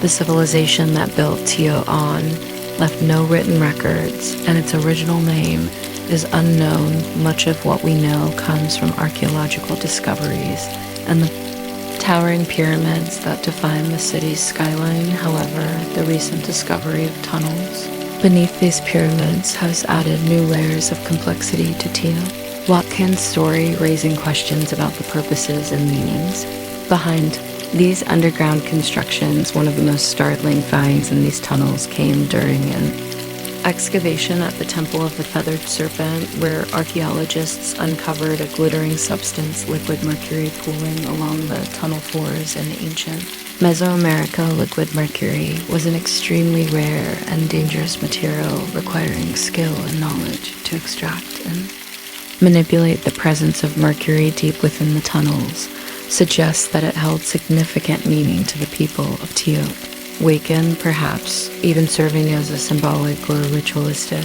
element in their spiritual practice, i.e.s. Some researchers believe that the shimmering metal was intended to represent a river or a lake, a conduit to the underworld or the divine. In addition to mercury, archaeologists discovered an array of unusual artifacts in the tunnels: jade carvings, ceramic vessels, obsidian blades, and intricate stone masks were found carefully placed along the underground corridors. Many of these items were arranged with a sense of reverence, as if they were offerings for the gods or for the spirits of the ancestors. The presence of these artifacts hints that the tunnels may have been used for ceremonial purposes, perhaps serving as a place where high priests or rulers conducted rituals meant to communicate with other realms. Yet the full meaning behind these objects remains unclear. When they meant to honor the dead, to invoke supernatural protection, or to serve as offerings to appease the gods. The layout of the tunnels themselves offers further clues, though it raises as many questions as it answers. Some sections appear to be intentionally aligned with astronomical events, particularly the cycles of the sun and moon. It's possible that the tunnels were part of a larger cosmological plan designed to mirror the heavens below the earth. The people of Can had a sophisticated understanding of astronomy, as evidenced by the alignment of their pyramids and temples. The idea that the tunnels represent a symbolic journey through the cosmos, or perhaps an underground pathway to an afterlife, has captivated researchers, but without written records. This interpretation remains speculative, adding to the intrigue is the discovery of small mysterious spheres scattered throughout the tunnels. These orbs, ranging from the size of a marble to several inches in diameter, are made from clay and coated in a bright pyite shell, giving them a golden sheen. Their purpose is unknown, though. Some archaeologists suggest they might have served as part of a ritual involving light and reflection, symbolizing stars or celestial bodies in an underground sky. To those who built Teotihuacan, these spheres may have represented a connection to the divine, a way to bring the heavens into the depths of the earth. The discovery of these tunnels has prompted many questions about the relationship between Teotihuacan's rulers and the people who lived there. It's clear that the city's elite went to great lengths to build these underground chambers, investing resources and labor into a project that served purposes we may never fully understand. Some scholars argue that the tunnels were reserved for the ruling class, a hidden space where only priests or the most powerful figures could enter far from the eyes of the common people.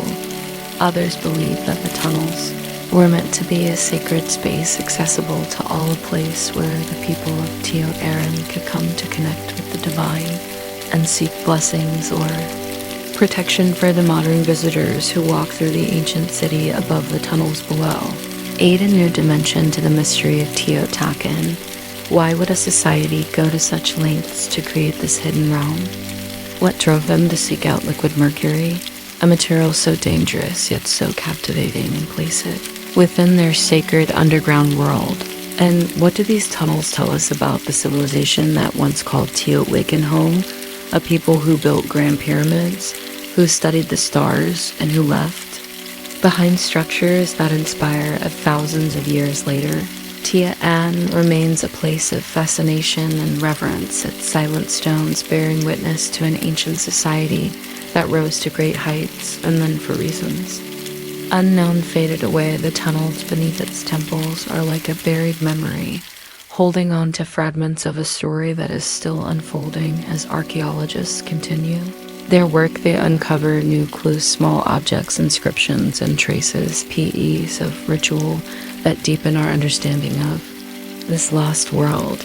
Yet the full purpose of the tunnels remains a mystery, an echo from a civilization that understood both the power of the earth and the allure of the stars. The tunnels of Teotihuacan remind us of how much remains hidden beneath the surface of history. They are a testament to the creativity, ambition, and spiritual depth of the people who built them, a silent reminder that some mysteries may never be fully solved. Perhaps the tunnels were meant to serve as a bridge between worlds, between the living and the dead, between humanity and the gods, between the known and the unknown. And perhaps, like the tunnels themselves, the answers lie just beyond our reach, waiting in the quiet darkness, a secret kept by the earth and the stones. Chapter 37.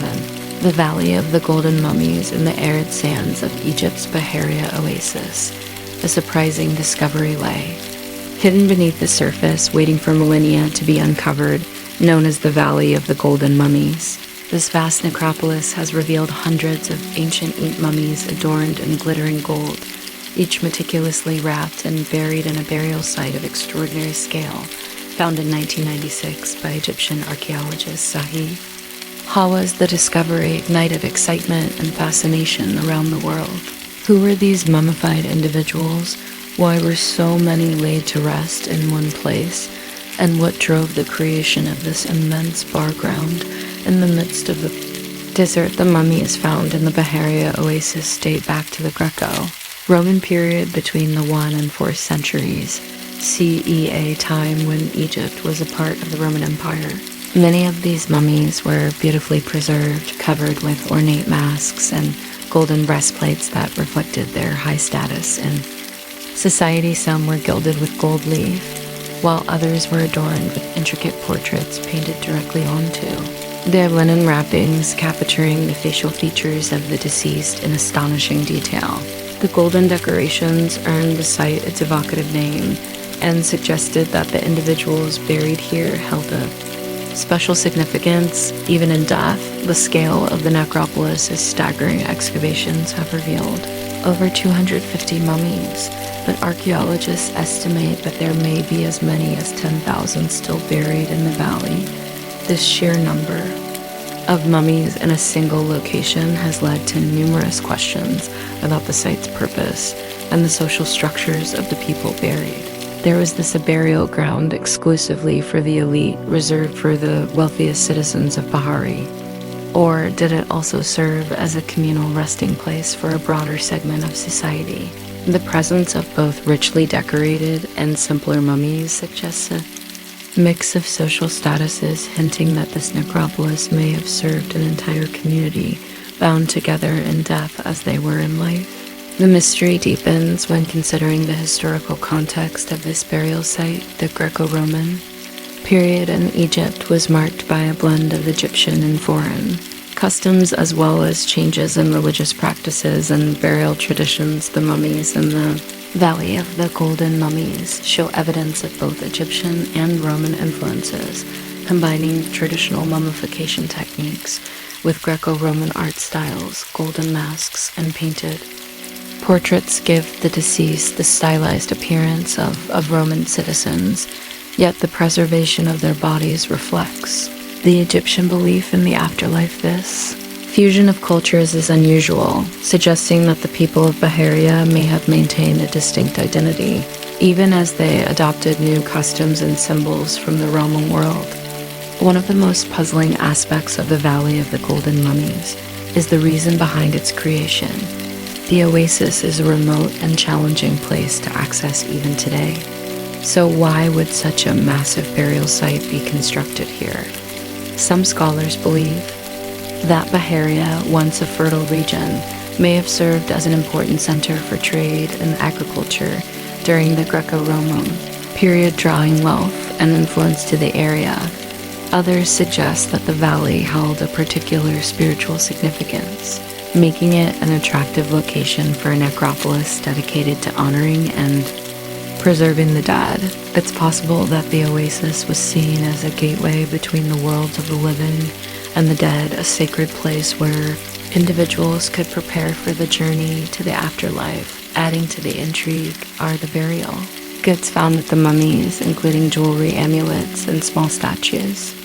Many of these items were crafted with care, incorporating both Egyptian symbols of protection and Roman designs, a testament to the multicultural influences at play in the oasis. The amulets inscribed with protective spells were likely intended to safeguard the deceased on their journey into the afterlife. Some mummies were even buried with coins placed over their mouths or eyes, a Roman tradition meant to pay Turin, the mythical ferryman who carried souls across the river to the underworld. The blend of these Ferrari customs paints a picture of a society in transition, one that respected its heritage while also embracing the symbols and rituals of the larger empire. The Valley of the Golden Mummies also raises questions about the broader society of the oasis. Who were the people of Baharia? Were they an isolated community? Or did they have strong connections to other parts of Egypt and the Mediterranean world? Archaeologists have found inscriptions and records that suggest Baharia was a prosperous and bustling region during this time, known for its wine production dates and agricultural output. The local economy may have enabled families to afford elaborate burials, explaining the presence of so many richly decorated mummies. But the reasons for choosing this specific site and the factors that contributed to the necropolis's enormous scale remain unknown for archaeologists. The Valley of the Golden Mummies represents both a treasure trove of artifacts and an ongoing mystery. Each new excavation uncovers additional layers of history, yet many questions remain unanswered. How many more mummies lie beneath the sand? Were they all members of the same extended community? Or did the necropolis serve a broader purpose, perhaps as a burial site for people from across Egypt, and what caused the valley to be abandoned, leaving thousands of mummies unknown and untouched for centuries today? The Valley of the Golden Mountain stands as a reminder of Egypt's multicultural past and the complexities of life and death during the Greco-Roman era for modern visitors. The site evokes awe and reverence, a testament to the lengths to which ancient Egyptians went to ensure their place in the afterlife. The golden masks and portraits seem to gaze back across the centuries. Preserving faces that were once part of a thriving community, they offer glimpses into a forgotten world, where the dead were honored with beauty and ceremony, carefully prepared for a journey that transcended both culture and time. The Valley of the Golden Mummies remains a mystery, a place where the sands of history have preserved the traces of lives that came before. It reminds us of the human desire to be remembered to leave a mark that endures beyond death in the ossus beneath layers of sand and history. The golden mummies wait, keeping the secrets of their lives and their world, their gilded faces a silent testament to the mysteries that still lie beneath Egypt's sands. Chapter 38. The mystery of the Saqqara bird. Among the countless artifacts discovered in Egypt's ancient tombs, there exists a curious object that has stirred debate and fascination across the world, known as the Saqqara bird. This small wooden carving was unearthed in 1898 within a tomb at the vast necropolis of Saqqara. At first glance, the artifact resembles a bird with outstretched wings and a streamlined form. Yet, upon closer inspection, certain details set it apart from other traditional bird carvings. Its design includes features that seem oddly modern, reminiscent of an aircraft's fuselage and wings. Could the ancient Egyptians have held some understanding of flight preserved in this wooden model? Or is the Saqqara bird simply a unique depiction of an avian form carved without any intention? Beyond decoration or symbolism, the Saqqara bird measures around 7 and long carved, with a remarkable attention to balance and symmetry. The wings are flat with a straight, rigid form, unlike the more curved wings typically seen in bird sculptures from ancient Egypt. The tail is wide and flat-shaped, more like a stabilizing rudder than the tapered tail one might expect on a bird. Its body is streamlined with a shape that minimizes air resistance, a design that some argue resembles early models of gliders or even modern aircraft. This combination of features has led some researchers to speculate that the Saqqara bird is more than it seems, a possible relic of a forgotten knowledge about the principles of flight. Those who believe in the Saqqara bird's potential connection to flight often point to the bird's design as evidence of intentional engineering. According to this theory, the ancient Egyptians might have experimented with aerodynamics or observed certain natural phenomena that informed their design. This idea suggests that the Saqqara bird was either a model for an early glider or a ceremonial object symbolizing flight, perhaps used in rituals to help the soul ascend to the afterlife. Supporters of this theory have even conducted flight tests with replicas of the Saqqara bird, finding that with slight modifications to the tail, it can achieve a stable gliding motion. These tests have only fueled the mystery, encouraging a perspective that ancient Egypt may have explored basic principles of aerodynamics long before. Modern science critics, however, argue that the Saqqara bird is exactly what it appears to be, a stylized carving of a bird created by a skilled artisan with no intention of representing flight beyond the spiritual or symbolic. Ancient Egypt was rich with symbols of birds and wings, often associated with the soul-freed freedom and the journey to the afterlife. The wings of the Saqqara bird could easily be a representation of this concept. Rather than an attempt to model a functional flying device, the flat tail, they argue, might be artistic, a stylized choice rather than an engineered feature. In this view, the Saqqara bird is simply an expression of the ancient Egyptians' reverence for nature and the bell leaf in the bird as a vessel for the Soul's journey adding to the debate is the mystery of why this object was placed within a tomb. The ancient Egyptians often placed items in tombs to provide for the deceased in the afterlife, and birds were commonly associated with the bee, one of the elements of the soul in Egyptian cosmology, which was believed to be capable of leaving the tomb and traveling freely. Perhaps the Saqqara bird was created as a symbol of this spiritual freedom, embodying the soul's journey through the heavens. Alternatively, some theorists suggest it might have held a more practical purpose, serving as a child's toy or a simple decorative piece rather than an advanced design or spiritual relic. Despite the skepticism, the Saqqara bird has sparked imaginations and inspired various hypotheses over the years. Some researchers have suggested that the bird is part of a broader pattern of advanced knowledge in ancient Egypt, pointing to other puzzling artifacts and achievements, like the precision of the Great Pyramid's construction or the astronomical alignment of Egyptian temples. For those who support the theory of forgotten technologies, the Saqqara bird is a piece of evidence that hints at knowledge we may not fully understand, an artifact that challenges our assumptions about the scope of ancient innovation. Yet, without further evidence, the true purpose of the Saqqara bird remains a matter of speculation. There is no definitive proof that the ancient Egyptians pursued flight in any technological sense. While the Saqqara bird may share some characteristics with modern aerodynamics, it could also be a coincidence, an example of nature-inspired design rather than a blueprint for aviation. Theories about the bird's connection to flight are ultimately based on interpretations and reconstructions, not on direct historical records or descriptions from the time. As it stands, the Saqqara bird embodies the mystery of ancient Egypt itself, a civilization that achieved remarkable feats in art, architecture, and science, but left behind questions that may never be fully answered. It is a symbol of both our fascination with the past and our tendency to see ourselves reflected in history, searching for connections that bridge ancient and modern worlds.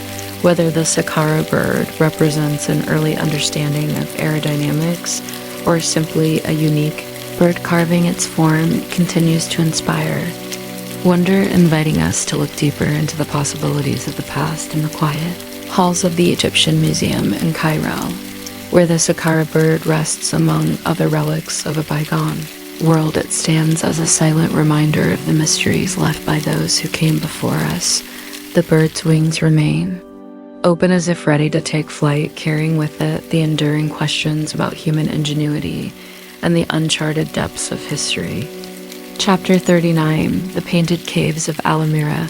Hidden in the hills of northern Spain, in a quiet region shaded by forests, lies one of humanity's oldest and most remarkable artistic achievements, the Altamira Caves. Discovered in the late 19th century, the cave walls are adorned with breathtaking images of bison, deer, and horses painted in rich reds, blacks, and ochres by unknown hands more than 15,000 years ago. These Paleolithic masterpieces have captivated the world since their discovery, offering a glimpse into a distant time when early humans expressed their lives and beliefs on stone canvases. Yet the purpose behind these paintings, as well as the advanced techniques used to create them, remains an enduring mystery that stirs the imagination of archaeologists, artists, and historians alike. The paintings in Altamira are renowned for their realism and complexity, displaying a level of skill and understanding that seems almost modern. The bison in particular are depicted in dynamic naturalistic poses with shading and depth that bring the animals to life on the uneven surfaces of the cave walls. The artists used the natural contours of the rock to give the animals a sense of movement and volume, creating a three-dimensional effect that is astonishing to behold. This technique, known as real leaf shading, is highly sophisticated, demonstrating an understanding of perspective and form that many did not believe early humans possessed. How could Paleolithic artists with primitive tools and limited light have achieved such an advanced level of artistry? The materials used in the Altamira paintings add to the mystery. The Pigments were derived from minerals such as hematite charcoal and ochre, carefully ground and mixed to achieve a variety of shades and textures. Some of the colors have retained their vividness for thousands of years, a testament to the skill of the artists and the durability of their techniques. The painters used tools made from bone stones and even their own hands to apply the pigments, varying the thickness of strokes and layering colors to create depth and texture. These details suggest that the Altamira artists possessed not only technical skill but also an aesthetic vision, a desire to create images that would resonate and endure. The purpose of these paintings, however, is an enigma that has inspired numerous theories over the years. Some researchers believe the paintings were created as part of a ritualistic practice, a way to honor the animals that provided food, clothing, and tools for the people who lived in the area. In this view, the paintings may have been part of a hunting ritual, a symbolic act intended to bring good fortune and ensure a successful hunt. Others suggest that the cave served as a sacred space, a place where early humans could connect with spiritual forces or express beliefs about the natural world. The presence of animals like bison and deer, central to the survival of Paleolithic communities, hints at a deep respect for these creatures, perhaps seeing them as sacred or as intermediaries between the human and spiritual realms. Another theory posits that the Altamira paintings may have served an educational purpose, a way to teach younger generations about the animals they depended on and the techniques needed to hunt them. The images in this view could have been part of an early form of storytelling or knowledge sharing, passing down wisdom about animal behavior, anatomy, and survival that went beyond practical needs and entered the realm of art and culture. The discovery of the Altamira caves itself was a story of wonder and skepticism. In 1879, a local amateur archaeologist, Molino Sanz Diala, stumbled upon the cave with his young daughter Maria. As they explored the dark chambers, Maria looked up and saw the painted bison on the ceiling, their figures outlined and earthy, reds and blacks. Sanz Diala was astonished and realized that these were not ordinary markings but works of art from a distant past. He published his findings, claiming the paintings were of prehistoric origin, but the scholarly community dismissed them as a hoax, doubting that early humans could have created such sophisticated images. It wasn't until decades later that experts finally recognized the authenticity of the paintings, acknowledging Altamira as one of the world's great archaeological treasures. For modern viewers, the paintings of Altamira evoke a powerful sense of connection to our distant ancestors. Standing in the cave, one can almost feel the presence of those ancient artists, sense their hands pressing pigments onto the rock, capturing images that spoke to them of life, survival, and mystery. The animals they painted were more than sources of food. They were part of a world filled with meaning, a world in which every creature, every color, every stroke held significance. Altamira allows us to glimpse this world, yet it keeps many of its secrets, leaving us to wonder about the minds and lives of those who created it. The caves also raise questions about the origins of human creativity. The artists of Altamira were part of a hunter-gatherer society, yet their art suggests a complex symbolic understanding of the world around them. Did they paint for pleasure, for reverence, for teaching? Was this early art a way to understand life, or was it an instinctive need to create a drive that has been with humanity since our earliest days in Altamira? We see the first stirrings of this creative impulse preserved in red and black across stone surfaces that have weathered time over the years. Access to the caves has been restricted to preserve the paintings, which are vulnerable to environmental changes and human presence. Visitors today may see replicas of the artwork in a nearby museum, carefully recreated to capture the spirit of the original, yet even the replica carries the sense of wonder that Altamira inspires, a reminder of the shared human desire to create, express, and remember. The painted caves of Altamira are more than a window into the past. They are a testament to the power of art to transcend time. They challenge us to look beyond mere survival and see the roots of human Culture, the first signs of a world where beauty, meaning, and creativity take form, the mystery of their purpose may never be fully solved. But perhaps that is part of their allure. They remain a gift from the ancient world, a message left in stone that invites us to wonder, to imagine, and to remember that the urge to create is as old as humanity. Itself, Chapter 40, The Curse of the Hope.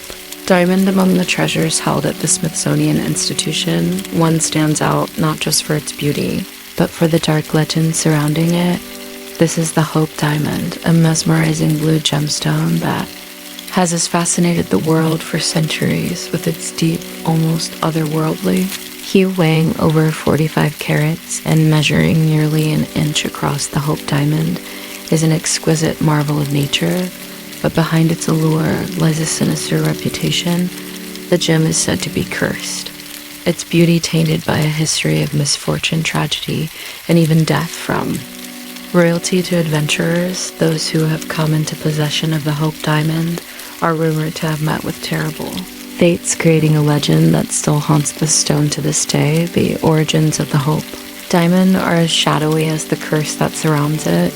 Most historians trace it back to 17th century India, where it is believed to have been part of a much larger stone known as the Tavor Blue, named after the French merchant Jean-Baptiste Tavernier.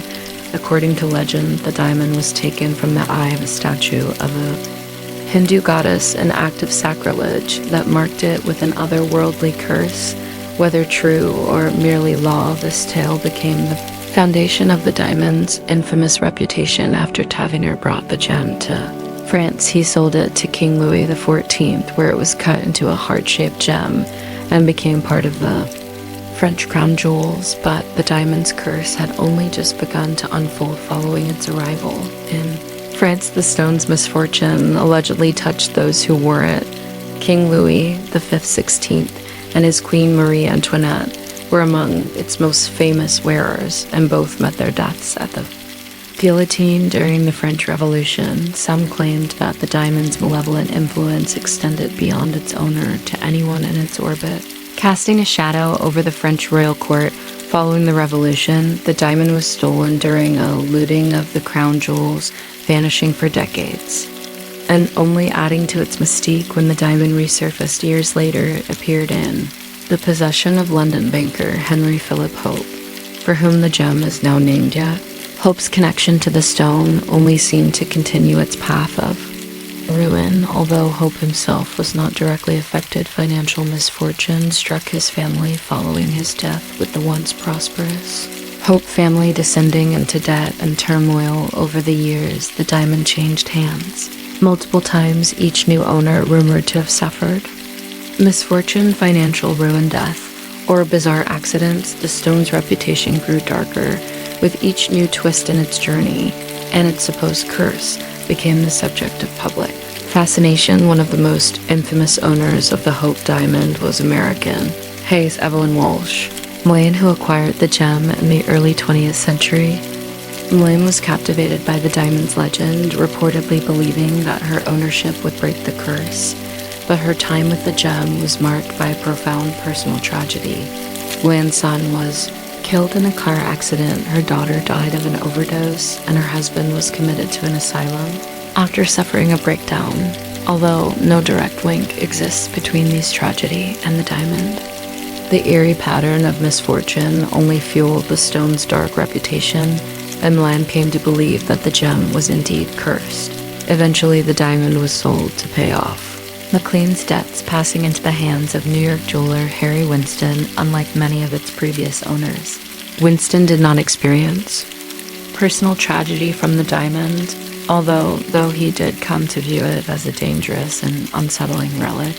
Perhaps seeking to avoid the diamond's alleged curse, he decided to donate it to the Smithsonian Institution in 1958, where it has remained ever since. Winston sent the diamond to the Smithsonian through the ordinary mail, wrapped in brown paper and delivered in a plain box, an unceremonious end to a long and dramatic journey in the Smithsonian. The Hope Diamond found a home where it could be viewed by the public, and perhaps The curse was finally laid to rest, yet even in the Smithsonian, the Hope Diamonds, legend lives on tourists come from around the world to gaze upon its deep blue glow, captivated by both its beauty and its dark history. Although the curse has largely faded into legend, some still believe that the diamond carries an aura of misfortune. Stories persist of minor mishaps among those who handle the gem, minor accidents, lost items, sudden illnesses, all adding subtle fuel to the idea that the Hope Diamond's curse is not entirely dormant. Scientists and historians of course dismissed the curse as pure superstition, pointing out that the supposed tragedies associated with the diamond often have natural explanations. They argue that the curse was likely invented as a way to enhance the diamond's mystique and market value. Tales of curses, after all, have long accompanied precious jewels, particularly those with unusual features or origins in foreign lands. The Hope Diamond's deep blue color, caused by traces of boron within its crystal structure, is rare in diamonds and likely contributed to the aura of mystery that surrounds it. Yet for those who believe in the curse, scientific explanations are little comfort. The pattern of misfortune seems too persistent to dismiss as coincidence. Whether cursed or not, the Hope Diamond remains one of the world's most famous and valuable gems, a relic of the past that carries with it centuries of intrigue, tragedy, and wonder for some. It is simply a beautiful gemstone, a masterpiece of nature and geology for others. It is an object of fascination holding within it the echoes of lives touched by misfortune, a reminder of the power that legends and superstition can hold over us. The Hope Diamond's allure lies not only in its deep blue glow, but also in its legacy as a symbol of human fascination with the unknown, with the forces beyond our understanding that might touch our lives in strange and unexplainable ways. Today, encased in glass and lit to highlight its haunting beauty, the Hope Diamond rests as both a marvel of nature and a legend in its own right. Whether it truly bears a curse or simply a tali woven from misfortune, the gem continues to captivate those who see it, a darkly glittering reminder of the mysterious powers we sometimes believe dwell within the most beautiful of things. Chapter 41. The mystery of the Lycurgus cup in the British Museum, an unassuming yet remarkable artifact in a display case, quietly defying our understanding of ancient technology, known as the Lycurgus cup.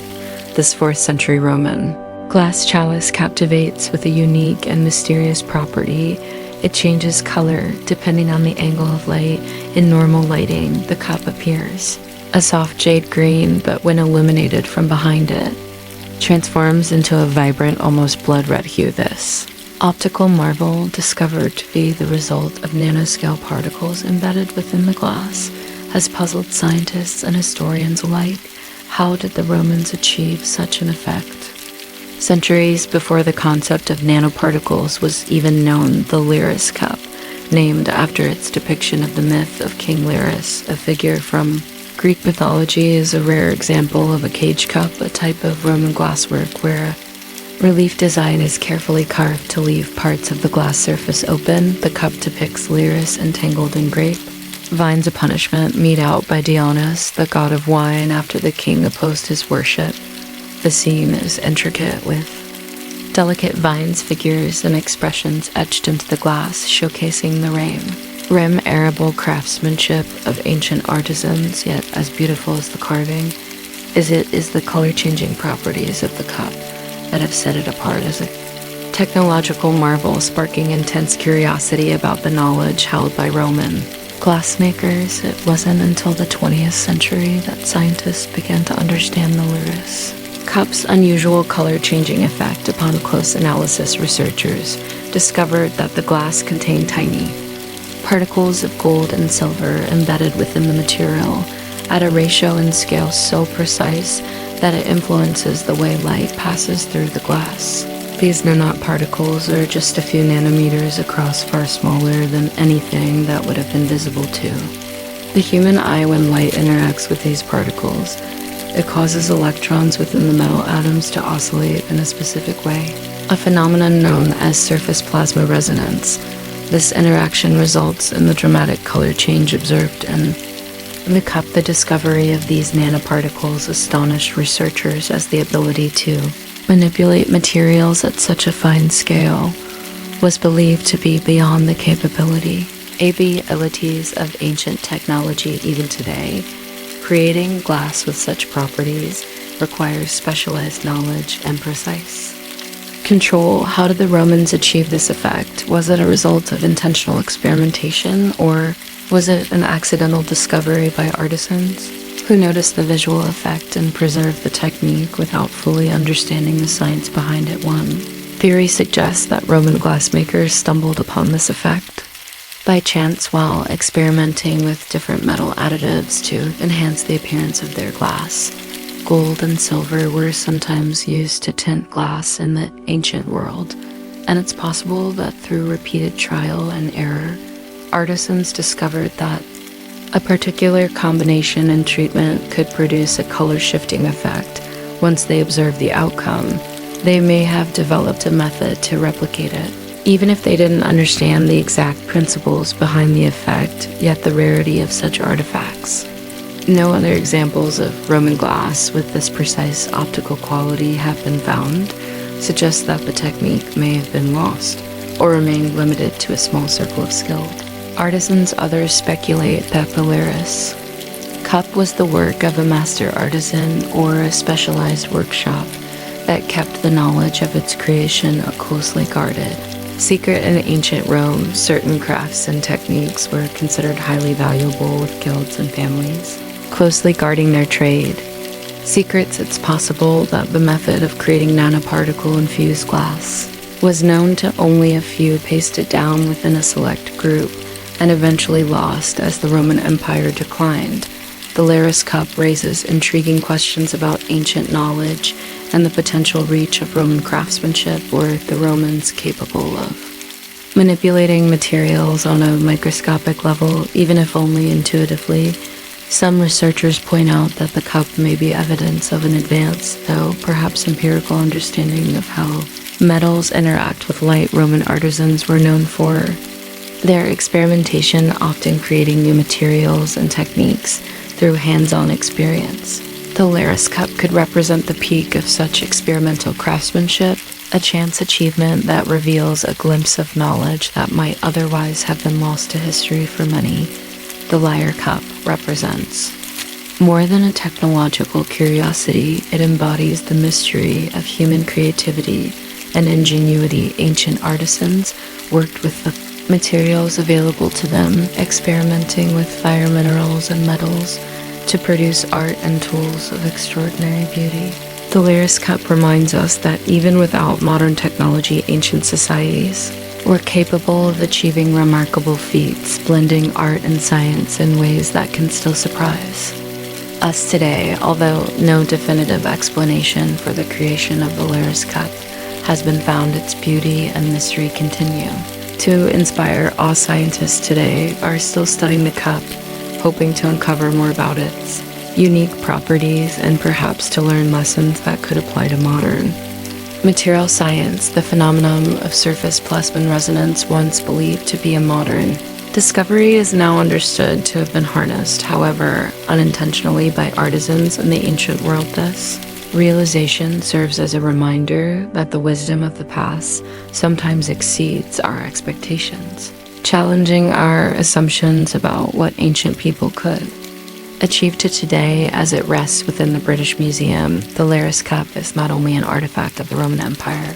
but a symbol of the power of discovery, of the creativity that has driven human progress for millennia. Its green and red hues continue to shift as light moves around it, captivating viewers with a spectacle that is as much a feat of art as of science. The Lycurgus cup endures as a mystery and a masterpiece, inviting us to wonder at the depths of human skill and the secrets that might yet lie undiscovered within the relics of our past. Chapter 42. The construction of the pyramids. The construction of the pyramids, particularly the Great Pyramid of Giza, is one of the most intriguing and enduring mysteries of human history. These monumental structures have stood the test of time for thousands of years, inspiring awe and speculation about the methods and motivations behind their creation. This narrative delves deeply into every known and hypothesized aspect of pyramid construction, piecing together historical, archaeological, and theoretical perspectives to provide a comprehensive account of this ancient engineering marvel. The story of the pyramids begins with ancient Egypt itself, a civilization that emerged along the Nile River around 3100 BCE. The Nile provided fertile land, enabling agricultural surpluses that supported a complex society capable of undertaking massive architectural projects. The early dynastic period saw the development of mustus rectangular tombs that were precursors to the pyramids. The concept of monumental tombs evolved during the Old Kingdom, culminating in the construction of the Great Pyramid during the 4th dynasty under Pharaoh Khufu. The pyramids were deeply intertwined with Egyptian beliefs in the afterlife. They were designed as eternal resting places for pharaohs, ensuring their safe passage to the afterlife and their continued role as intermediaries between the gods and the people. The scale and precision of these structures reflect the Egyptians' religious devotion and their technological capabilities. The Great Pyramid, built around 2560 BC, is the largest and most famous of the pyramids, originally standing at 146.640. It was the tallest man-made structure in the world for over 3,800 years. Constructed using an estimated 2.3 million blocks of limestone and granite, the pyramid weighs approximately 6 million tons. The construction of the Great Pyramid is attributed to Pharaoh Khufu, known as Khopsen. Greek, it was part of a larger complex that included smaller pyramids, temples, and the Sphinx. Design and execution of such a project required meticulous planning, vast resources, and a highly organized workforce. The primary materials used in the construction of the Great Pyramid were limestone for the core and casing, and granite for the inner chambers and structural elements. The Tura limestone, renowned for its fine quality, was quarried on the east bank of the Nile and transported across the river. The granite sourced from Aswan was transported over 800 kilometers to the construction site. Quarrying techniques included the use of copper tools for cutting softer limestone and weight pounders for harder granite. Evidence from ancient quarries reveals that workers employed a combination of chiseling, hammering, and levering to extract and shape the stones. The transportation of massive stone blocks from quarries to the pyramid site is a subject of great debate. The most widely accepted theory involves sledges lubricated with water to reduce friction. Recent discoveries suggest that the Egyptians constructed specially designed canals and aid the Nile's seasonal flooding to move stones closer to the construction site. Drawings and inscriptions indicate that large teams of workers, organized into crews, were responsible for hauling the stones. Experiments have demonstrated that lubricated sledges could significantly ease the burden, requiring fewer workers than previously assumed. The actual construction of the pyramid remains a topic of intense speculation. Theories range from simple ramps to elaborate cranes and counterweights. One common hypothesis involves the use of straight or zigzagging ramps made of mud brick and limestone chippings. A straight ramp would have been extended as the pyramid rose, but this method would have required enormous amounts of material and space. Ramps built along the pyramid's faces could have reduced the volume of material needed and allowed for more efficient construction. Some researchers propose that ramps were built inside the pyramid, leaving no visible traces on the exterior. In addition to ramps, levers and wooden sledges likely played crucial roles in positioning the stones. Experimental archaeology has shown that relatively simple tools could achieve impressive feats when combined with ingenuity and collective effort. The workforce responsible for building the pyramids was not composed of slaves as often portrayed in popular culture instead. Archaeological evidence suggests that skilled laborers and seasonal workers formed the bulk of the workforce. These workers were housed in nearby settlements where they had access to food, medical care, and other necessities. Graffiti left by workers indicates a sense of camaraderie and pride in their work. Teams were organized into crews of about 20 members, each with specific tasks such as cutting, transporting, or placing. Stone supervisors and foremen coordinated these efforts, ensuring efficiency and precision. The Great Pyramid's alignment with the cardinal points is astonishingly accurate, deviating by only a fraction of a degree. This precision suggests advanced knowledge of astronomy and geometry. The ancient Egyptians likely used the stars, particularly the Big Dipper and Little Dipper, to align the pyramid during construction. The dimensions of the pyramid also reveal sophisticated mathematical understanding. The ratio of the pyramid's height to the perimeter of its base approximates the value of pi, though it remains unclear whether this was intentional or a coincidence, despite extensive research. Many aspects of pyramid construction remain unexplained. Theories range from the plausible to the fantastical. Some suggest that water was used to float stones into place. Others propose the use of cranes, pulleys, or other devices to lift heavy stones. A fringe theory posits that advanced beings from other worlds aided in the construction. While these theories often capture the public imagination, most scholars emphasize the ingenuity and resourcefulness of the ancient Egyptians. The pyramids have influenced architecture and engineering for millennia. They symbolize the enduring human quest to push boundaries and achieve greatness beyond their architectural significance.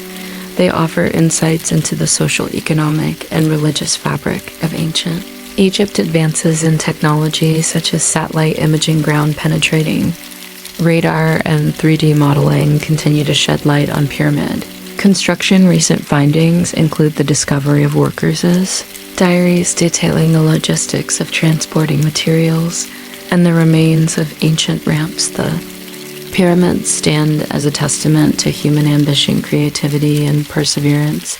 They remind us of our capacity to dream and to turn those dreams into reality, even in the face of seemingly insurmountable challenges. These monuments are not merely relics of a bygone era. They are a continuous source of inspiration, inviting us to uncover the secrets of their creation while celebrating the boundless potential of human ingenuity. Chapter 43. The Disappearance of Queen Nefertiti. Queen Nefertiti, one of the most iconic and enigmatic figures in ancient Egyptian history, continues to fascinate scholars and the public alike. Her beauty, power, and prominence during the 18th dynasty are celebrated through artistic masterpieces and historical texts. Yet, despite her undeniable significance, Nefertiti seemingly vanishes from the historical record in the latter years of her life, leaving a trail of questions and mysteries to this day. Her ultimate fate and burial site remain topics of intense debate and speculation as researchers endeavor to piece together the story of this extraordinary Queen. Nefertiti emerged as a pivotal figure in the reign of Pharaoh Anan, her husband, during a period of profound religious and cultural transformation. Aken's reign, marked by the establishment of Azam, a monotheistic worship of the sun disk at 10, upended traditional Egyptian polytheistic practices. Nefertiti was not merely a consort, but a co-regent and active participant in this revolutionary era. Depictions of her in art show her in roles of great authority, offering sacrifices to a TT-10 and wielding symbols of power traditionally reserved for pharaohs. Her prominence in these depictions suggests she was more than a ceremonial figure. She was a dynamic leader whose influence rivaled that of the king himself. The question of her disappearance arises primarily from the abrupt cessation of references to Nefertiti in historical records. Early in Akhenaten's reign, her name and image were ubiquitous, appearing on monuments, inscriptions, and statues. However, around the 12th or 14th year of Akhenaten's reign, this prominence diminishes sharply. There are no definitive records explaining the shift, leading to numerous theories about what might have happened to her. Some suggest she died during this period, possibly due to illness, childbirth, or political intrigue. Others propose that she may have taken on a new role or identity, possibly even ascending to the throne as Pharaoh Nefertiti. One compelling theory posits that Nefertiti adopted the guise of a male pharaoh following Akhenaten's death or during the final years of his reign. This theory is supported by inscriptions and artifacts referencing the ruler named Nefertiti, whose identity remains ambiguous. Some scholars believe this name refers to Nefertiti in her later years ruling Egypt in her own right. If true, this would make her one of the few women to achieve such a status in ancient Egyptian history, rivaling the later achievements of Hatshepsut and Cleopatra. The mystery deepens when considering the absence of Nepa's burial site. Despite her high status, no tomb definitively attributed to her has been discovered.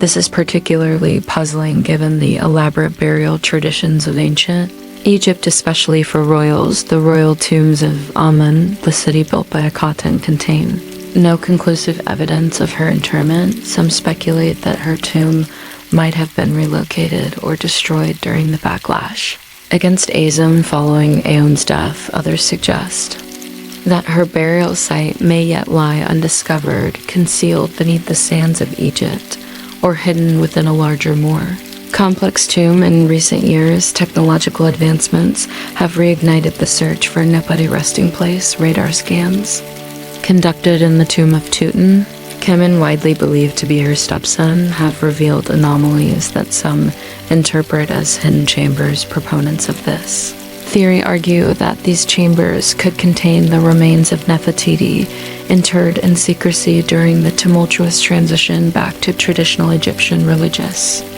practices. While the results of these scans remain inconclusive, they highlight the enduring allure of Nefertiti's story and the potential for future discoveries to reshape our understanding of her life and death. The possibility that her burial site remains undiscovered continues to inspire archaeological missions across Egypt, from the Valley of the Kings to the lesser explored regions of Amana.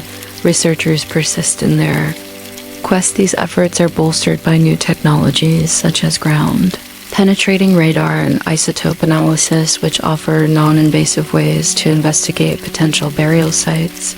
Additionally, the discovery of worker settlements and tools in Amana sheds light on the logistics and human effort behind royal tomb construction, offering clues that may eventually lead to Nepa's final resting place beyond her physical disappearance. Nefertiti's legacy endures through the artistic and cultural achievements of her era. The iconic bust of Nefertiti, discovered in 1912 by German archaeologist Ludwig Piri, remains one of the most recognizable artifacts from ancient Egypt. Its exquisite craftsmanship and serene beauty have immortalized her in the collective imagination, ensuring that her name and image continue to captivate audiences worldwide. This bust, along with other depictions of Nefertiti, underscores her role as a symbol of grace, power, and innovation during a period of significant change. Equally intriguing is Nepa's role in the religious upheaval of her time. Atonism, emphasis on a single deity, represented a radical departure from traditional Egyptian religious practices, and Nefertiti's active participation in this movement suggests she was deeply invested in its success. Her disappearance coincides with the decline of Azum, prompting questions about whether her fate was linked to the political and religious turbulence that followed. Akhenaten's death. Did her association with Atonism make her a target for those seeking to restore traditional beliefs, or did she adapt and survive by aligning herself with the shifting power dynamics of the time? Some researchers argue that Nefertiti's disappearance may reflect a deliberate erasure from history, a common practice in Egypt when rulers sought to consolidate power or rewrite the narrative of their predecessors. The destruction of Anan city, Amana, and the systematic defacement of S monuments suggest a concerted effort to obliterate this chapter of history. If Nefertiti continued to wield influence after Akhenaten's Death, her eraser, could have been part of this broader campaign to restore traditional religious and political structures. The disappearance of Queen Nefertiti is more than a historical puzzle. It is a reflection of the complexities and intrigues of ancient Egyptian society. Her story intertwines with themes of power, religion, and identity, offering a lens through which to explore the broader dynamics of her time, whether she died prematurely, assumed a new identity, or ruled as a pharaoh in her own right. Nepa's life and legacy remain a testament to the enduring mysteries of ancient Egypt. As researchers continue to unravel the threads of her story, they are reminded of the richness and depth of a civilization that continues to inspire wonder and curiosity thousands of years later. The enigma of Nepati disappearance also reflects the broader challenges of reconstructing ancient history. The fragmentary nature of archaeological evidence, combined with the biases and limitations of historical records, makes definitive conclusions elusive, yet this very uncertainty fuels the enduring fascination with Nefertiti and her era. Each new discovery, whether it's a fragment of pottery, a faded inscription, or a groundbreaking technological breakthrough, adds another piece to the puzzle, drawing us closer to understanding the life and legacy of this extraordinary queen. In many ways, Nefertiti's story is emblematic of the enduring allure of ancient Egypt itself. Her beauty, power, and mystery capture the imagination, while her disappearance invites endless speculation and inquiry. As long as her final resting place remains undiscovered, and as long as questions about her fate persist, Nefertiti will continue to occupy a central place in the study of ancient history, reminding us of the inexhaustible depths of the human past. Chapter 44: The Curse of King Tutankhamun. The supposed curse of King Tutankhamun's tomb has captivated imaginations for over a century, weaving a tale of misfortune, mystery, and ancient wrath.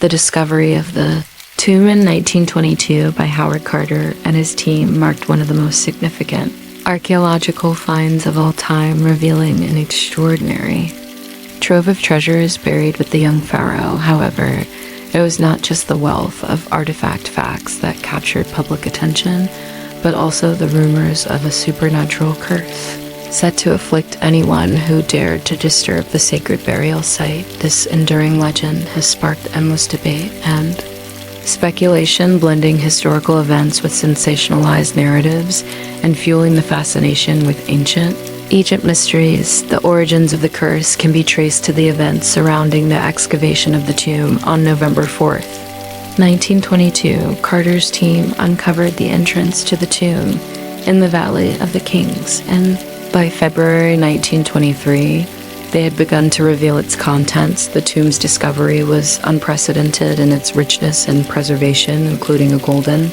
burial mask, intricate jewelry, ceremonial chariots, and an array of other priceless artifacts. Yet, even as the world celebrated this monumental find, stories of ominous occurrences began to circulate. The most famous incident associated with the curse was the sudden death of Lord Caravan, the expedition's financial backer. Just a few months after the tomb's opening, Caravan succumbed to an infected mosquito bite, which developed into blood poisoning, leading to his untimely demise in April 1923. His death coincided with a power outage in Cairo, further fueling rumors of a malevolent force at work. Sensationalist newspapers seized on the story, linking Caravan's death to an ancient curse inscribed on the tomb, warning of doom to those who entered. In reality, no such inscription has ever been found in Tutankhamun's tomb, but the legend persisted. Other deaths and misfortunes among those connected to the excavation were quickly attributed to the curse. Arthur Mace, a member of Carter's team, fell ill and died in 1928. Radiologist Archibald Douglas Reed, who x-rayed Tutankhamun's mummy, also passed away shortly after his involvement. Even Carter's canary, rumored to have been devoured by a cobra, a symbol of Egyptian royalty, became part of the curse's law. While these incidents were likely coincidental or unrelated, they fed into the narrative of a supernatural retribution, capturing the public's imagination. The concept of a curse itself is deeply rooted in the religious and cultural practices of ancient Egypt. Protective spells and warnings were often inscribed in tombs to deter grave robbers and safeguard the deceased in the afterlife, while Tutankhamun's tomb lacks any explicit curse inscription. Similar warnings have been found in other burial sites. For example, the tomb of the pharaoh Ankh contains a chilling admonition against anyone who might disturb the resting place, invoking divine wrath and suffering upon intruders. Such beliefs underscore the sacred nature of these tombs and the profound fear of desecrating the dead. Modern science offers alternative explanations for the so-called curse. Some researchers suggest that ancient tombs sealed for millennia may harbor harmful substances such as mold bacteria or toxic gases. Aspergillus, a type of mold that thrives in dark, damp environments, has been identified in some tombs and can cause respiratory illnesses. Additionally, exposure to bat guano and other organic matter could lead to infections or allergic reactions. These natural hazards combined with the arduous conditions of archaeological work may explain the illnesses and deaths attributed to the curse. The psychological impact of the curse cannot be overlooked. The power of suggestion and the influence of media played significant roles in perpetuating the legend. Reports of caravans' death and other tragedies were often sensationalized with headlines proclaiming the vengeance of the pharaohs. The curses narrative tapped into broader themes of colonial exploration, cultural appropriation, and the tension between ancient traditions and modern science. For many, the idea of a curse served as a poetic justice for the perceived violation of sacred ground. Despite the widespread belief in the curse, many individuals associated with the tomb's discovery lived long, unremarkable lives. Howard Carter himself, the central figure in the excavation, died of natural causes in 1939 at the age of 64, nearly 2 decades after opening the tomb. Other members of the team and their families also escaped any unusual misfortune. These cases challenge the notion of a universal curse, suggesting that the tragedies surrounding the tomb were more a product of chance than of supernatural intervention. The legend of the curse has left an indelible mark on popular culture, inspiring countless books, films, and documentaries. From Hollywood blockbusters to eerie ghost stories, the tale of Tutankhamun's curse continues to capture the imagination of audiences worldwide. Its enduring appeal lies in its ability to blend history, mystery, and the supernatural, creating a narrative that transcends time and culture. In the broader context of archaeology and cultural heritage, the curse raises important questions about the ethics of excavation and the treatment of ancient artifacts. The tombs of Egypt's pharaohs were intended as eternal resting places, yet their contents have been removed, displayed, and studied in ways that often prioritize scientific discovery over cultural sensitivity. The idea of a curse can be seen as a metaphorical warning about the consequences of disrupting the past without respect for its context and meaning. Over the years, advancements in archaeology have provided new insights into the tomb of Tutankhamun and the events surrounding its discovery. Detailed studies of the artifacts have revealed intricate details about the life and reign of the young pharaoh, offering a glimpse into the wealth and complexity of ancient Egyptian civilization. Scientific analyses, including DNA testing and CT scans of Tutankhamun's mummy, have shed light on his lineage, health, and potential causes of death, further demystifying aspects of his short life. The alleged curse has also become a lens through which to examine the intersection of science and superstition. While the scientific explanations for illnesses and accidents associated with the tomb are compelling, the persistence of the curse's legend speaks to humanity's enduring fascination with the supernatural. The notion of a curse taps into deep-seated fears of the unknown, serving as a reminder of the power of myth to shape our understanding of historical events. One intriguing aspect of the curse's legacy is its role in shaping public perceptions of ancient Egypt. The discovery of Tutankhamun's tomb coincided with a surge of interest in Egyptology, spurred by the dramatic circumstances of the excavation and the subsequent media frenzy. The curse became a central theme in the public's imagination, overshadowing the more nuanced realities of the archaeological find. This fascination with curses and mysteries has contributed to the romanticized and often mystical portrayal of ancient Egypt in popular culture, influencing everything from literature to tourism. The Curse of King Tutankhamun is a story that continues to evolve, enriched by new discoveries and interpretations. It serves as a testament to the enduring allure of ancient Egypt and the ways in which history, mythology, and human imagination intertwine, whether viewed as a historical anomaly, a cultural phenomenon, or a cautionary tale.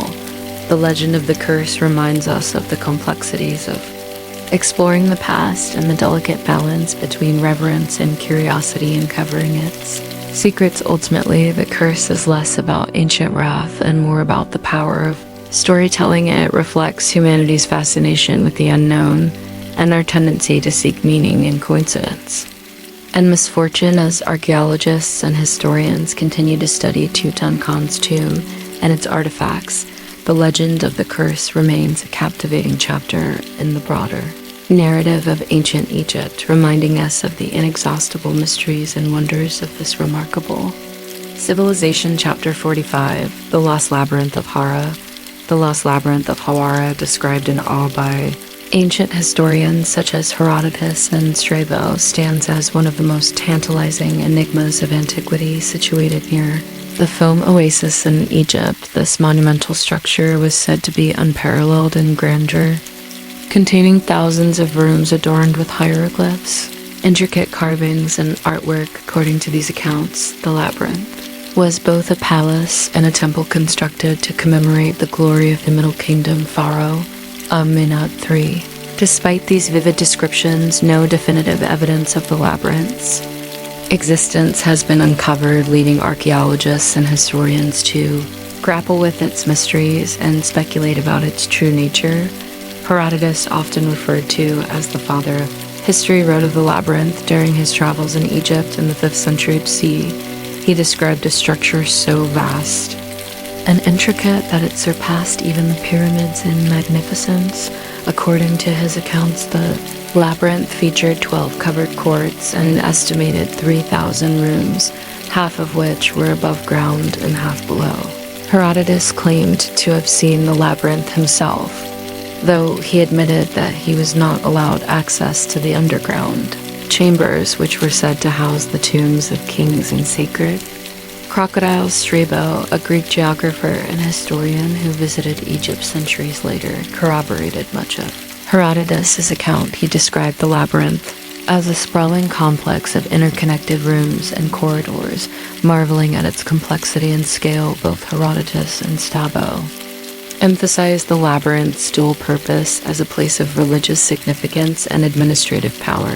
Its construction was attributed to Imhotep, who ruled during the 12th dynasty of the Middle Kingdom and was known for his ambitious building projects, including the Black Pyramid at Dashu. The physical remains of what may have been the labyrinth were first investigated in the 19th century by archaeologists such as Carl Richard Lepsius, who identified a massive stone platform near the Hawara Pyramid as a possible foundation for the legendary structure. Subsequent explorations have revealed traces of large-scale architectural features, including colonnades and courtyards, but no conclusive evidence of the labyrinth itself. The site has been heavily eroded by time, flooding, and human activity, complicating efforts to reconstruct its original form. Modern technological advancements have renewed interest in the search for the lost labyrinth. Ground-penetrating radar and magnetic surveys conducted in the early 21st century by teams of researchers have revealed anomalies beneath the surface near the Pyramid of Amenhotep III, suggesting the presence of subsurface structures. Some researchers believe these findings could represent remnants of the labyrinth or related complexes, though definitive conclusions remain elusive. The lack of comprehensive excavation in the area leaves many questions unanswered, fueling ongoing debate and speculation. The labyrinth's purported grandeur and significance have also inspired a wealth of theories about its purpose and meaning. Some scholars view it as a symbolic representation of the cosmos, reflecting the ancient Egyptians' deep understanding of order and balance. Others argue that the labyrinth functioned primarily as an administrative center, housing records and officials who managed the Phi region's vast agricultural resources. The idea that it served as a tomb complex safeguarding the remains of Amat III and other royals aligns with her Us's description of subterranean chambers filled with sacred objects and burial sites. One of the most compelling aspects of the labyrinth legend is its emphasis on duality.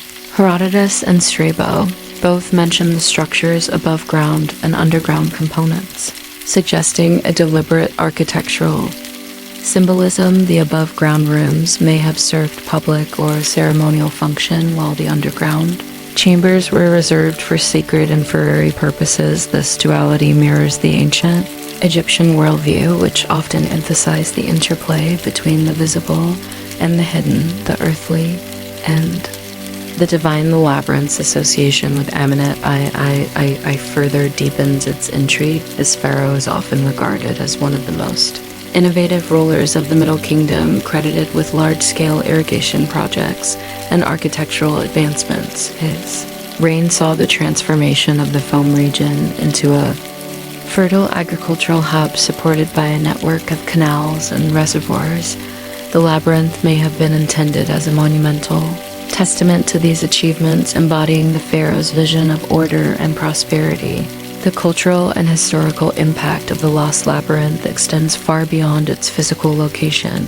It has become a symbol of human curiosity and the enduring allure of ancient mysteries. The labyrinth legend has influenced literature, art, and popular culture, serving as a metaphor for complexity, discovery, and the unknown. Writers and artists throughout history have drawn inspiration from its story, imagining it as a place of wonder and peril, where the boundaries between reality and myth blur. One of the challenges in confirming the existence of the labyrinth lies in reconciling the historical accounts with the archaeological record.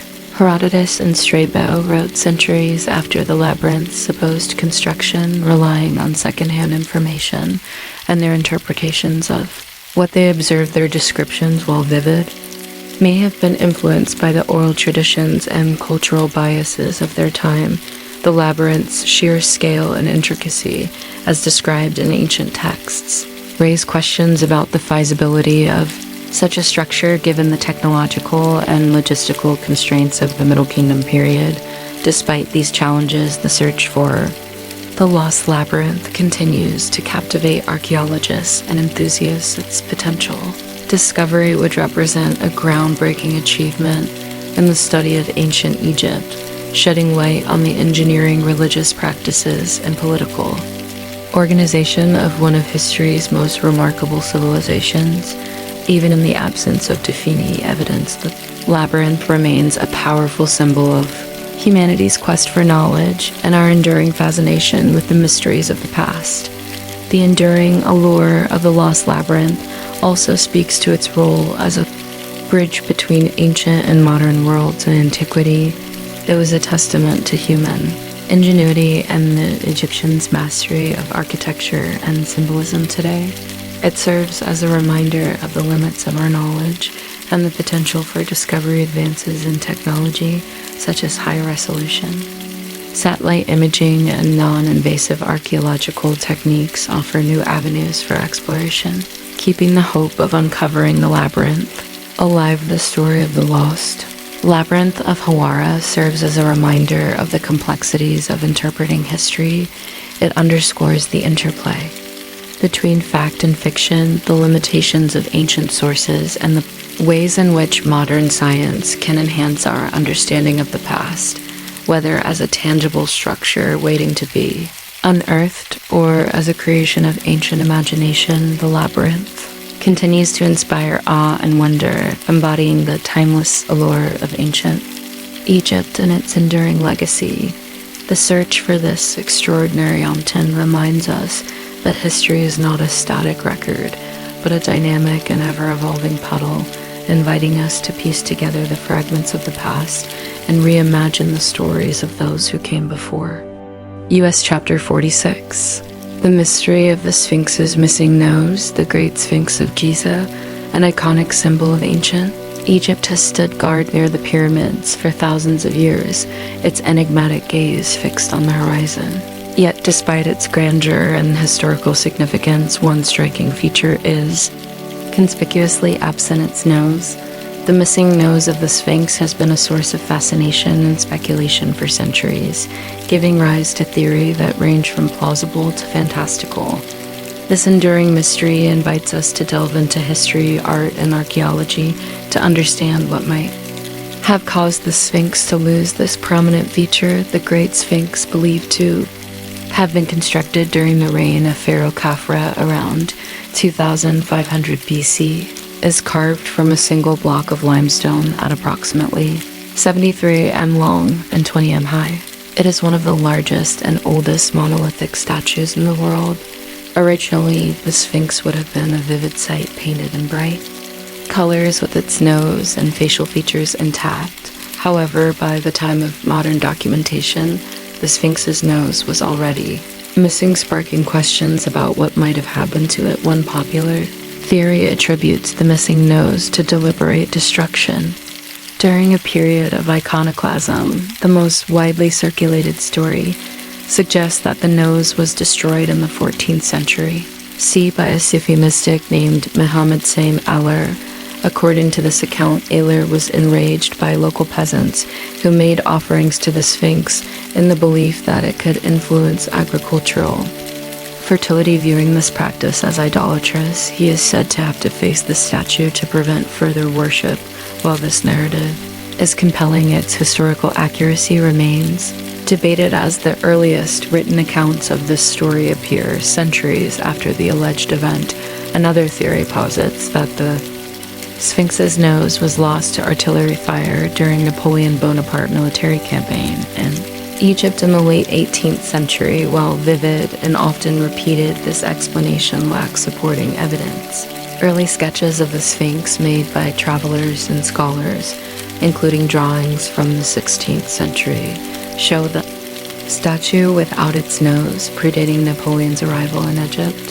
These sketches suggest that the nose was missing long before the French campaign. Natural erosion presents yet another possible explanation. The Sphinx, carved from a combination of hard and soft limestone, has suffered extensive weathering over millennia due to wind, sand, and temperature fluctuations. The nose, being a relatively protruding and delicate part of the structure, may have succumbed to natural forces. However, the symmetrical damage and the absence of clear erosion patterns where the nose once was point toward deliberate removal rather than gradual decay. Archaeological evidence adds further intrigue to the mystery. Close examination of the Sphinx's face reveals tool marks around the area where the nose was attached, suggesting it was chiseled off with precision. The 1 m wide nose would have required significant effort to remove, implying that the act was intentional and possibly symbolic. The reasons behind such an act remain speculative, but could range from religious motivations to political statements. The missing nose of the Sphinx has also been the subject of various cultural and artistic interpretations. In ancient times, statues and monuments were often defaced as a way to diminish the power or legacy of the individuals they represented. Damaging the nose specifically was a common practice, as it was believed to sever the statue's ability to breathe and thus its connection to the spiritual realm. This practice was not unique to the Sphinx, but was observed across many ancient cultures, including Egypt. Modern debates about the missing nose have also ventured into the realm of conspiracy theories and pseudoscience. Some have suggested that the Sphinx's nose was removed to obscure its original appearance, aligning with speculative claims about the statue's racial or ethnic characteristics. While these theories often lack credible evidence and are dismissed by mainstream Scholars, they highlight the cultural and symbolic power the Sphinx continues to hold in contemporary discourse. The mystery of the Sphinx's missing nose is not just a question of historical curiosity, but a reflection of the broader challenges in understanding the past, the lack of definitive records, and the interplay of natural and human factors make it difficult to pinpoint a single explanation.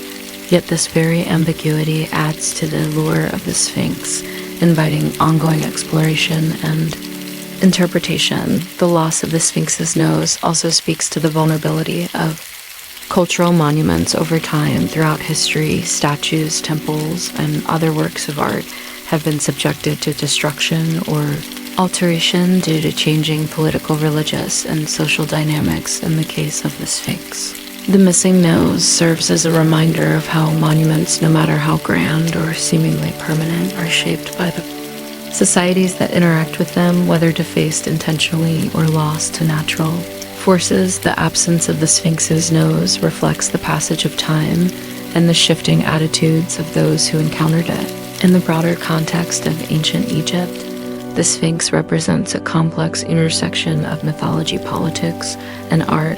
As a guardian figure, the Sphinx symbolized strength and protection, often associated with the sun god Ar. The defacement of such a significant monument may have been an act aimed at undermining the symbolic power it held, whether for religious or political reasons. Alternatively, the loss of the nose might have been an unintended consequence of broader environmental and human activities in the area. The enduring fascination with the Sphinx's missing nose also highlights the power of storytelling in shaping historical narratives. From early travelers' accounts to modern media, the mystery of the missing nose has been retold and reimagined, often emphasizing the dramatic and the mysterious. These stories reflect our ongoing fascination with ancient Egypt and the desire to uncover its secrets, even as new discoveries and technologies continue to refine our understanding. Recent advancements in digital reconstruction and archaeological science offer new possibilities for exploring the history of the Sphinx. High-resolution imaging, 3D modeling, and material analysis may provide additional clues about how the statue was constructed and altered over time. These tools not only deepen our knowledge of the Sphinx, but also contribute to broader efforts to preserve and protect cultural heritage sites worldwide. As one of the world's most recognizable monuments, the Great Sphinx of Giza embodies the enduring legacy of ancient Egypt. Its missing nose, far from diminishing its significance, adds a layer of intrigue and mystery that captures the imagination of historians, archaeologists, and the general public alike. Whether the result of iconoclasm, warfare, natural forces, or a combination of these factors, the absence of the Sphinx's nose serves as a testament to the passage of time and the complex interplay of history, culture, and human intervention. The mystery of the Sphinx's missing nose continues to inspire new research and debate, ensuring that this ancient monument remains a vibrant subject of inquiry and fascination. It challenges us to think critically about the stories we tell, the evidence we uncover, and the ways in which history is preserved and interpreted. Ultimately, the Sphinx's missing nose is more than a historical anomaly. It is a symbol of the ongoing quest to understand our past and the enduring impact of ancient civilizations on the modern world. Chapter 47, The Hidden Chambers in the Great Pyramid. The Great Pyramid of Giza, an enduring symbol of human ingenuity and ambition, continues to reveal secrets that deepen our fascination with ancient Egypt. Standing for over 4,500 years, this architectural marvel has long been a subject of exploration and speculation. Recent advancements in technology have uncovered mysterious voids within its structure, leading to heated debates. Are these voids hidden chambers, architectural features, or simply structural gaps constructed during the reign of Pharaoh Khufu around 2560 BCE? The Great Pyramid was designed as both a monumental tomb and a symbol of the pharaoh's divine authority. Its precise alignment with the cardinal points and its massive scale, comprising an estimated 2.3 million limestone blocks, demonstrate the extraordinary skill of its builders. Despite centuries of study, the pyramid has retained an aura of mystery, particularly regarding its internal architecture. In 2017, the Scan Pyramids Project, an international collaboration of scientists and archaeologists, made headlines with the announcement of two significant voids detected within the pyramid using Mound radiography, a technique that tracks cosmic particles as they pass through solid structures. Researchers identified these anomalies without physically disturbing the ancient monument.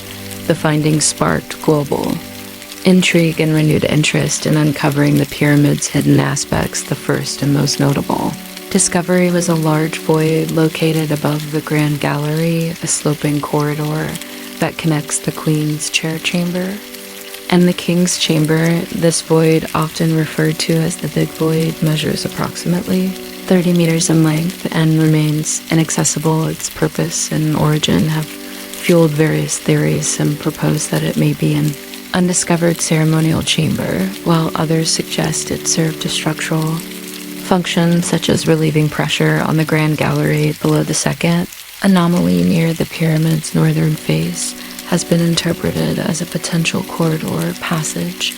The smaller void's location and configuration have led some researchers to speculate about the existence of a hidden entrance or another unexplored pathway leading deeper into the pyramid. However, these interpretations remain speculative as no direct access to the voids has yet been achieved. The idea of hidden chambers within the Great Pyramid is not new. Historical accounts from ancient writers, including Herodotus, describe elaborate mechanisms and concealed rooms meant to safeguard the pharaoh's treasures. While much of Herodotus' narrative is considered mythical, the allure of secret chambers has persisted through centuries of exploration. Archaeologists and adventurers alike have probed the pyramid's depths, often yielding more questions than answers. One compelling hypothesis regarding the Big Void is that it might have been a constructional feature. Building a structure of such immense scale required innovative techniques to manage weight distribution and maintain stability. The void could represent an internal ramp or workspace used during construction. This theory aligns with proposals that internal ramps or scaffolding systems were employed to position the massive stone blocks precisely. Alternatively, the void might reflect an intentional design choice, echoing the ancient Egyptians' mastery of stress management and architectural balance. Another possibility is that these voids are symbolic, representing metaphysical or religious concepts integral to ancient Egyptian cosmology. The pyramid as a whole was more than a tomb. It was a spiritual machine designed to facilitate the pharaoh's journey to the afterlife. Hidden chambers or passages might have been conceived as part of this transition, symbolizing the journey through the underworld or the mystery of Rab Earth. Despite the enthusiasm surrounding these discoveries, the lack of direct access to the voids poses a significant challenge. Non-invasive technologies like Mound radiography provide valuable insights, but are limited in their ability to determine the exact nature or contents of these spaces. Proposed methods such as deploying miniature robots or advanced endoscopic devices hold promise, but have yet to be implemented. The Egyptian government, mindful of the need to preserve the integrity of the monument, approaches such proposals with caution. Skeptics argue that the voids may not be as significant as they seem. Large structures often contain unintentional gaps resulting from construction techniques or material imperfections. Without further evidence, it remains uncertain whether the detected anomalies represent purposeful chambers or incidental features. The discovery of these voids has reignited public interest in the Great Pyramid, capturing imaginations worldwide, from documentaries and academic debates to speculative theories involving lost civilizations or extraterrestrial involvement. The voids have become focal point for those intrigued by the mysteries of ancient Egypt. While some theories lean towards the fantastical, The scientific investigation remains grounded in the pursuit of evidence and understanding. The voids have also prompted discussions about the pyramid's symbolic significance. Ancient Egyptian architecture often blended functionality with deeply spiritual and cosmological themes. The Great Pyramid's precise construction and alignment with celestial bodies reflect an intricate worldview in which earthly structures mirrored the divine order of the universe. Hidden chambers or voids might have served as metaphysical spaces, embodying the transition between life and the afterlife, or representing the mysterious journey of the soul. The history of exploration within the Great Pyramid provides context for the importance of these discoveries. From the earliest recorded penetrations of the pyramid's interior, be ancient robbers, to the systematic investigations of modern archaeologists, each effort has added layers of understanding while leaving many questions unanswered. The 19th century excavations by explorers such as Giovanni Battista Cava and How Adeve revealed much about the pyramid's internal structure, but also left a legacy of destruction and conjecture. The application of non-invasive technologies like Mound radiography represents a significant shift, prioritizing preservation while pushing the boundaries of discovery further. The discoveries within the Great Pyramid resonate with broader themes in archaeology and heritage preservation. The debate over how to investigate the voids highlights the tension between the desire for knowledge and the need to protect cultural landmarks. Advances in technology offer new possibilities for exploration, but they also raise ethical questions about intervention and the balance between curiosity and conservation. Modern scanning technologies have not only uncovered potential hidden chambers, but also shed light on the craftsmanship of the ancient Egyptians. For example, the arrangement of blocks and the use of specific materials to counteract pressure and weight distribution underscore their advanced understanding of engineering principles. The pyramid's longevity and resilience stand as a testament to these techniques, offering lessons that continue to inform modern engineering practices. As research progresses, the investigation of these hidden chambers promises to shed light not only on the Great Pyramid, but also on the people who built it, whether the voids turn out to be ceremonial spaces, functional features, or something entirely unexpected. Their discovery underscores the complexity and ingenuity of the ancient Egyptians. These affings also emphasize the importance of interdisciplinary collaboration, blending archaeology, physics, and engineering to uncover new layers of history. Ultimately, the hidden chambers in the Great Pyramid invite us to ponder deeper questions about the nature of discovery, what motivates us to seek answers to mysteries that have persisted for thousands of years. How do we balance the desire for knowledge with the imperative to preserve our cultural heritage as we await further revelations? The Great Pyramid stands as a testament to human creativity and ambition, a monument that continues to inspire wonder and exploration in every generation. It challenges us to view history not as a closed book, but as an evolving narrative rich with possibilities and untapped insights waiting to be explored and understood anew.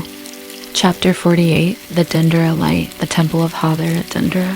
One of Egypt's most well-preserved and richly decorated ancient temples has intrigued historians and enthusiasts for centuries. Among its many carvings and reliefs is a depiction that has sparked considerable debate and speculation. The so-called Dendera Light, found in a crypt beneath the temple, the relief appears to depict figures holding a large bulbous object, which some interpret as a form of ancient electrical technology. The question remains, was this a symbolic image steeped in religious or cultural meaning, or could it be evidence of advanced technological knowledge lost to history? The Dendera Light relief features a large elongated shape, often likened to a modern light bulb inside. This bulb is a snake-like figure curling from one end to the other. Supporting the bulb is a lotus flower base while a figure holds it. Aloft, other smaller figures appear to interact with or observe the device on the surface. The step-eye's unusual form has led some to draw Comparisons to electrical devices inspiring theories that the ancient Egyptians possessed advanced technologies beyond what is currently accepted by mainstream archaeology. The most popular alternative theory suggests that the dendera light is evidence of an ancient form of electrical illumination. Proponents of this idea point to the structure's resemblance to a Crick's tube, an early experimental electrical discharge tube, or a Geisler tube, a device that emits light when electrified. The snake inside the bulb is likened to a filament or a stream of charged particles. Supporters of this theory argue that such technology could have been used to light the interiors of tombs and temples, eliminating the need for torches or oil lamps, which would have left soot or residue on the ceilings, something rarely found in these structures. However, mainstream scholars and Egyptologists generally dismiss these interpretations. They argue that the relief's imagery is rooted in the religious and symbolic context of ancient Egyptian culture. The bulb shape, for instance, is more plausibly interpreted as a depiction of a lotus flower in bloom, a common symbol of creation and rebirth in Egyptian art.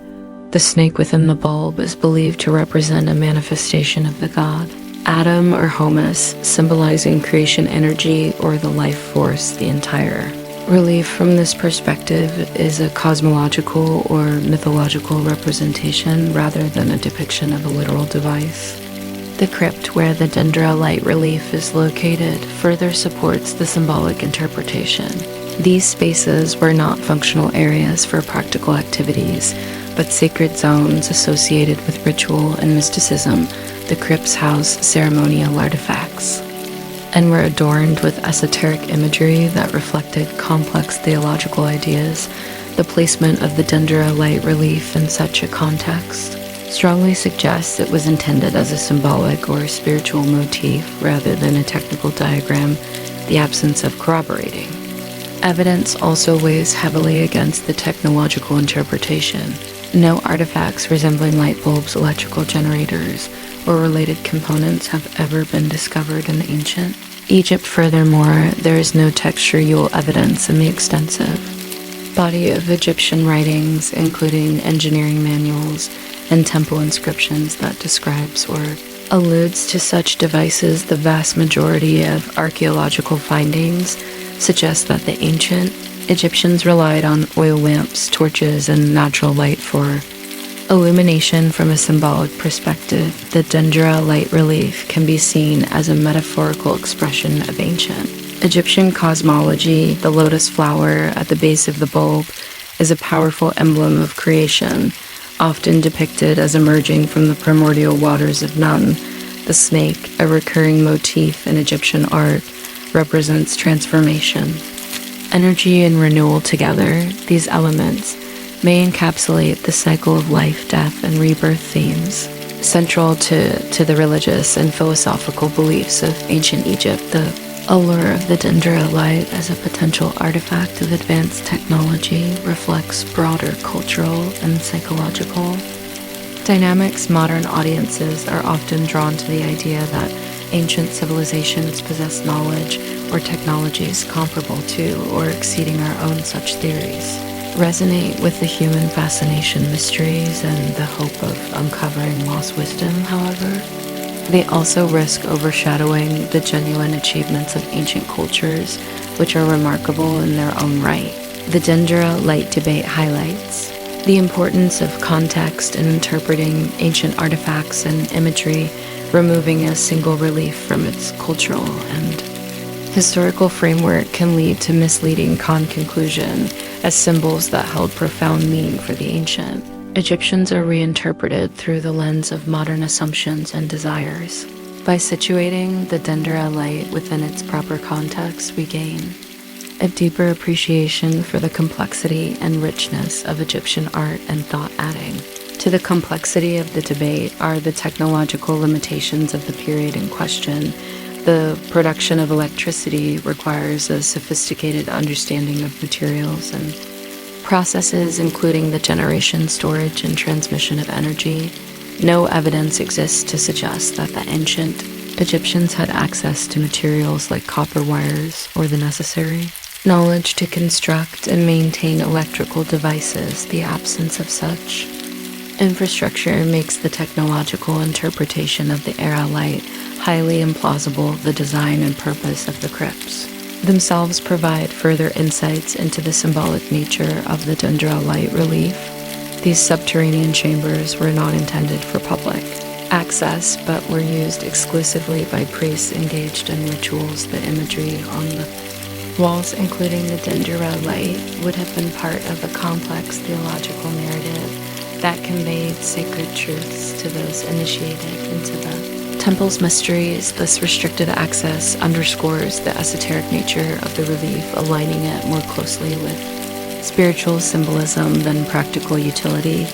The relief also reflects the artistic conventions of the time, which frequently employed symbolic imagery to convey abstract concepts. In ancient Egyptian art, literal representations were often secondary to the deeper spiritual or cosmological ideas being expressed. The dendrolite, like other temple carvings, may have been designed to evoke a sense of awe and wonder, drawing the viewer into a meditative or reflective state. Modern interpretations of the dendrolite reveal as much about contemporary perspectives as they do about ancient Egypt.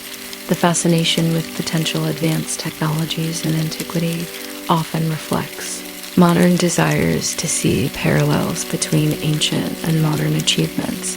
These interpretations also highlight the human tendency to project present-day knowledge onto the past, creating narratives that resonate with current technological and cultural preoccupations.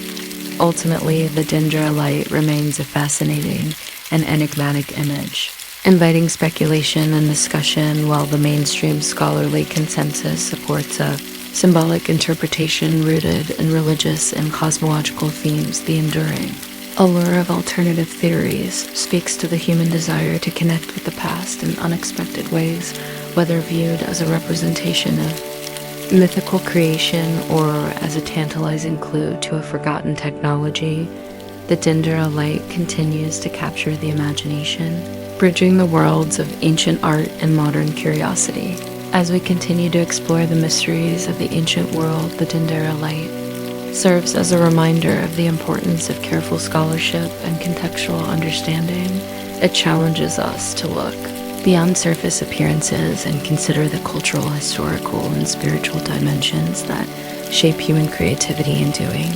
So it enriches our appreciation for the achievements of ancient Egypt and deepens our connection to one of the world's most fascinating civilizations. Chapter 49, The Tomb of Cleopatra and Mark Antony. The Tomb of Cleopatra and Mark Antony, one of history's most famous couples, remains an elusive mystery despite centuries of speculation and exploration. Cleopatra, the last active ruler of the Teotihuacan kingdom of Egypt, and her Roman lover Mark Antony are remembered for their dramatic love story and tragic demise. According to ancient sources, the two were buried together, fulfilling their wish to remain united in death. However, the location of their final resting place has never been conclusively identified, leaving archaeologists and historians to piece together clues in the hope of solving one of antiquity's most enduring enigmas. Historical accounts, primarily from Roman writers such as Plutarch and Cassius Dio, provide tantalizing details about the couple's burial after their defeat by Octavian the Future, Emperor Augustus, at the Battle of Actium in 31 BCE. Antony and Cleopatra returned to Egypt, where their fortunes continued to decline. Antony took his own life after receiving false news of Cleopatra's death, and Cleopatra is believed to have followed suit, famously using an asp or poison to end her life. Plato's writing suggests that Octavian, despite his animosity towards the couple, permitted them to be buried together in a grand morum, befitting their royal status. The description of the tomb as a splendid and lofty monument has led to speculation about its location. Some scholars suggest it was built within or near Alexandria, Cleopatra's capital and the cultural hub of the ancient Mediterranean Anam. Others propose that it might have been constructed at Taposiris Magna, an ancient temple complex located about 50 kilometers west of Alexandria. This site has been the focus of extensive archaeological investigations in recent years, yielding significant finds that hint at its importance during Cleopatra's reign. Taposiris Magna, dedicated to Osiris, the god of the afterlife, offers a compelling setting for the couple's tomb. The temple's association with Osiris and Isis, a deity Cleopatra closely identified herself with, aligns with the queen's religious and political strategy of presenting herself as a living goddess. Excavations led by Dominican archaeologist Dr. Kathleen Martinez have uncovered coins bearing Cleopatra's image, fragments of statues, and evidence of a funerary complex, sparking hopes that the tomb may lie nearby. However, no definitive evidence has been found to confirm this theory. The search for Cleopatra and Antony's tomb is complicated by centuries of natural and human-caused changes to the landscape. Alexandria, where the tomb may have been located, has undergone significant transformations due to earthquakes, tsunamis, and rising sea levels. Large portions of the ancient city are now submerged beneath the Mediterranean Sea, making exploration challenging. Underwater archaeology has uncovered remnants of Cleopatra's palace and associated structures, but no trace of the tomb itself. Another challenge lies in the limited and sometimes conflicting nature of historical accounts. Ancient writers often focused on the dramatic aspects of Cleopatra and Antony's lives, offering little concrete information about their burial. Additionally, Roman propaganda following their deaths sought to portray Cleopatra in a negative light, potentially distorting details about her tomb and legacy. Modern researchers must navigate these biases while interpreting the available evidence. The cultural and symbolic significance of Cleopatra and Antony's tomb adds another layer of intrigue to the mystery. Their union represented not only a powerful political alliance, but also the merging of Egyptian and Roman worlds. A tomb built for them might have reflected this duality, combining elements of Toic and Roman funerary traditions. Such a discovery could shed light on the cultural and artistic synthesis that characterized the final years of Cleopatra's reign. The enduring fascination with Cleopatra and Antony's tomb reflects their status as symbols of love, power, and tragedy. Their story has inspired countless work of literature, art, and film, ensuring their legacy endures even as their burial site remains hidden. For archaeologists, the quest to find their tomb is more than a pursuit of fame or treasure. It is a journey into the heart of history, seeking to understand the lives and legacies of two individuals who shaped the ancient world. The potential discovery of the tomb would also provide valuable insights into Toic funerary practices. Cleopatra's reign marked a period of cultural blending with Egyptian and Hellenistic traditions, intertwining in art, religion, and governance. If the tomb exists, it could offer a wealth of artifacts and inscriptions illuminating how these influences manifested in the Queen final resting place. Such findings could redefine our standing of the Pic period, its role in the broader context of Mediterranean history. The search for Cleopatra and Antony's tomb has not been confined to archaeological excavations alone. Advances in technology, including satellite imaging and ground-penetrating radar, have opened new avenues for exploration. These tools allow researchers to detect buried structures and anomalies without disturbing the landscape, increasing the likelihood of locating the tomb while preserving its integrity. Despite these advancements, the quest remains fraught with challenges, patience, ingenuity, and international collaboration. Whether the tomb lies beneath the sands of Taposiris Magna, the waters of Alexandria, or an entirely different location, its discovery would be a testament to the power of human curiosity and perseverance.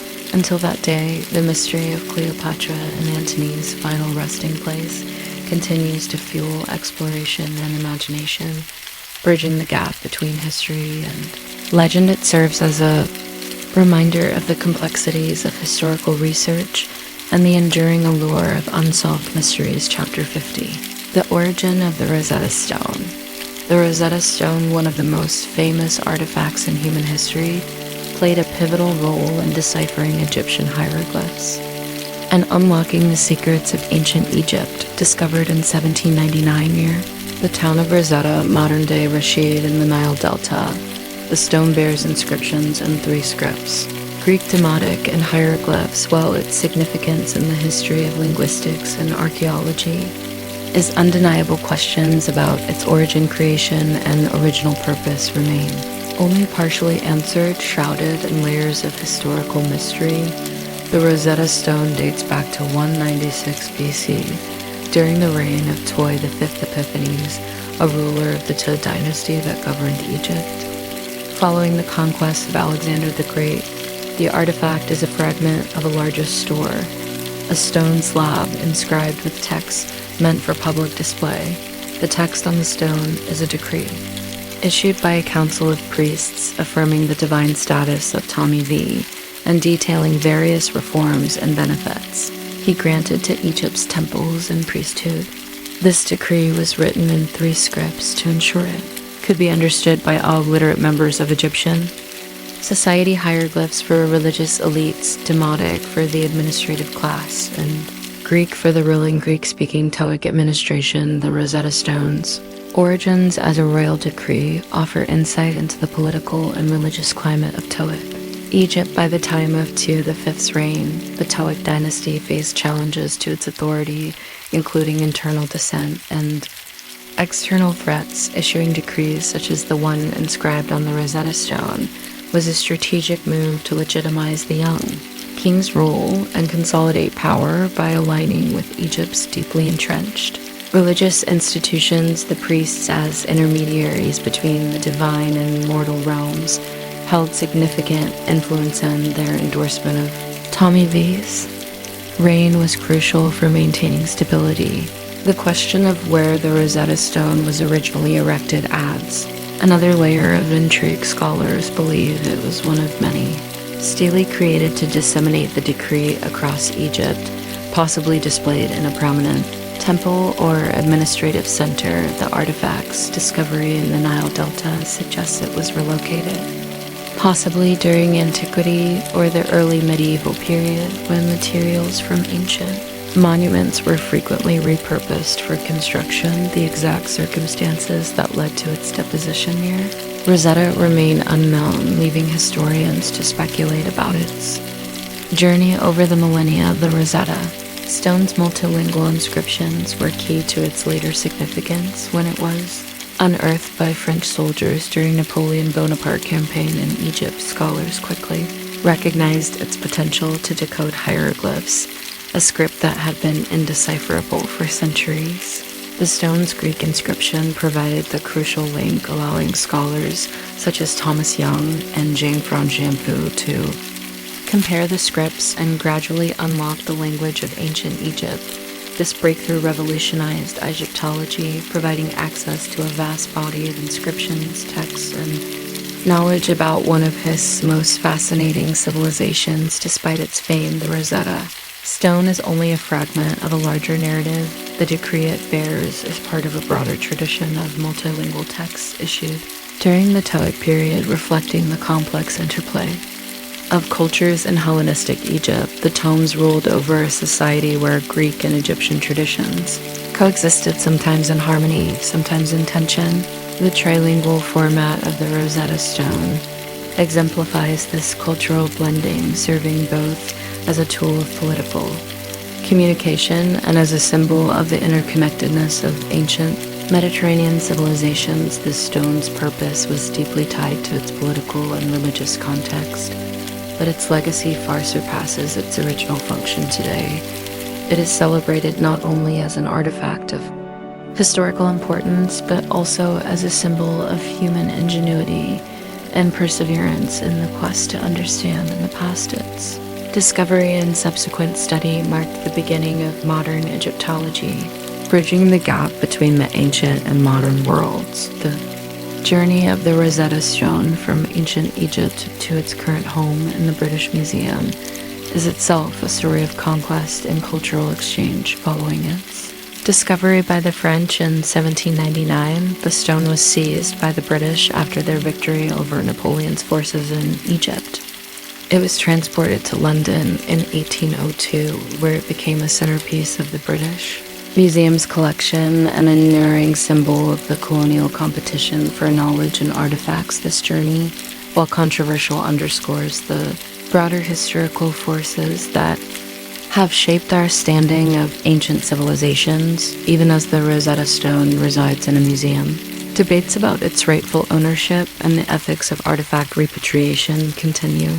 Egypt has periodically called for the stone's return, arguing that it represents a crucial part of the nation's heritage. These discussions reflect the broader tension surrounding the legacy of colonialism and the role of museums in preserving and interpreting cultural history. The inscriptions on the Rosetta Stone reveal a great deal about the administrative practices and societal structure of Toic Egypt. The decree not only legitimized Tumibi's role, but also highlighted the role of temples as centers of power and influence. By granting tax exemptions and other privileges to the priesthood, the young king ensured their support, solidifying his position amidst a politically fragmented landscape. This strategic alliance between the monarchy and religious institutions underscores the PAM's adeptness at navigating the complexities of Egyptian tradition and Hellenistic governance. The Rosetta Stone also reflects the broader cultural dynamic of its time. The Toic dynasty's reliance on multilingual inscriptions mirrored the diverse makeup of their kingdom. Greek settlers, native Egyptians, and other groups coexisted within a framework that sought to balance these identities. The use of Greek demotic and hieroglyphs on the Rosetta Stone symbolizes this delicate equilibrium, offering a rare glimpse into the linguistic and cultural interplay of the era. While the Rosetta Stone has answered many questions about ancient Egypt, it has also left others unanswered. The original stela, from which the stone is a fragment, would have provided additional context about its placement and significance. Furthermore, the decree's references to civic temples and locations remain points of interest for archaeologists seeking to reconstruct the political and religious landscape of Toic Egypt. As such, the Rosetta Stone continues to inspire new research and interpretations, serving as both a key to the past and a catalyst for ongoing exploration. The origins of the Rosetta Stone, both as an artifact and as a tool for deciphering the past, encapsulate the complexities of history, culture, and human ambition. While we may never fully uncover the details of its creation and journey, the stone remains a powerful reminder of the interconnectedness of ancient and modern worlds. Its inscriptions, crafted to assert the authority of a young king, have transcended their original purpose to become a cornerstone of our understanding of ancient Egypt and its enduring influence on human history. Chapter 51. The Secret of the Bent Pyramid. The Bent Pyramid of Deshoo, built during the reign of Pharaoh Menkaure around 2600 BC, is one of Egypt's most enigmatic structures. Unlike the smooth-sided pyramids that define the iconic imagery of ancient Egypt, the bent pyramid exhibits a unique feature. Its angle of inclination changes approximately halfway up the structure, creating a bent appearance. This architectural anomaly has fascinated historians, architects, and archaeologists for centuries. Was this peculiar shape the result of a design flaw, or was it a deliberate architectural choice reflecting Snefer's innovative vision? The bent pyramid was constructed as part of Snefer's ambitious pyramid building program, which laid the foundation for the later architectural achievements of the Giza pyramids. Originally designed with a steep angle of 54, the pyramid abruptly shifts to a gentler angle of 43. About halfway up, this transition gives the structure its characteristic bend shape and sets it apart from other pyramids of the Old Kingdom. One prevailing theory suggests that the change in angle was necessitated by structural instability. The steep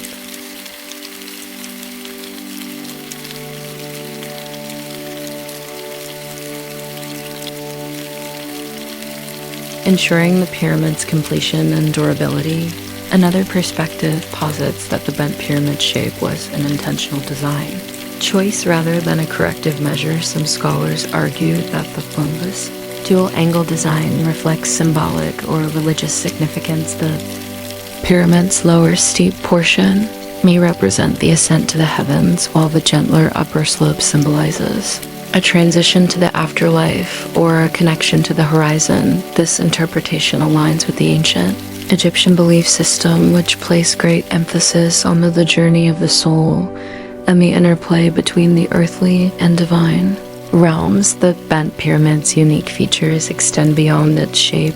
Unlike later pyramids, it retains much of its original outer casing, offering invaluable insights into the methods and aesthetics of Old Kingdom pyramid construction. The fine Turo limestone casing would have given the pyramid a brilliant reflective surface, enhancing its visual impact and reinforcing its symbolic significance as a bridge between the mortal and celestial worlds. The pyramid's internal structure also sets it apart from other pyramids of the era. It contains two separate burial chambers, each with its own entrance, one on the north face and another on the west. This unusual arrangement has fueled the speculation about the pyramid's purpose and design.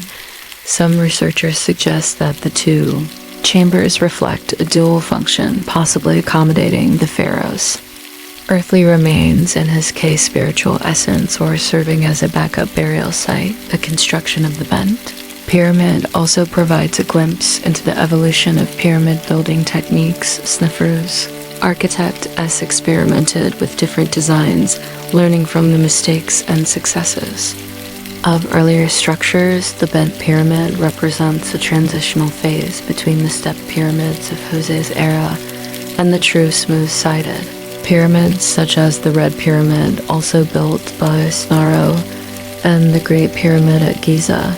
This period of experimentation highlights the innovative spirit of ancient Egyptian builders and their commitment to refining architectural techniques despite its distinctive shape. The bent pyramid was not abandoned or considered a failure. On the contrary, it appears to have been a functioning royal monument, complete with associated temples and a causeway. The surrounding necropolis and ancillary structures suggest that the site held significant ceremonial importance during Snefru's reign. The pyramid's enduring presence attests to its successful construction and its role in the development of Egypt's architectural legacy.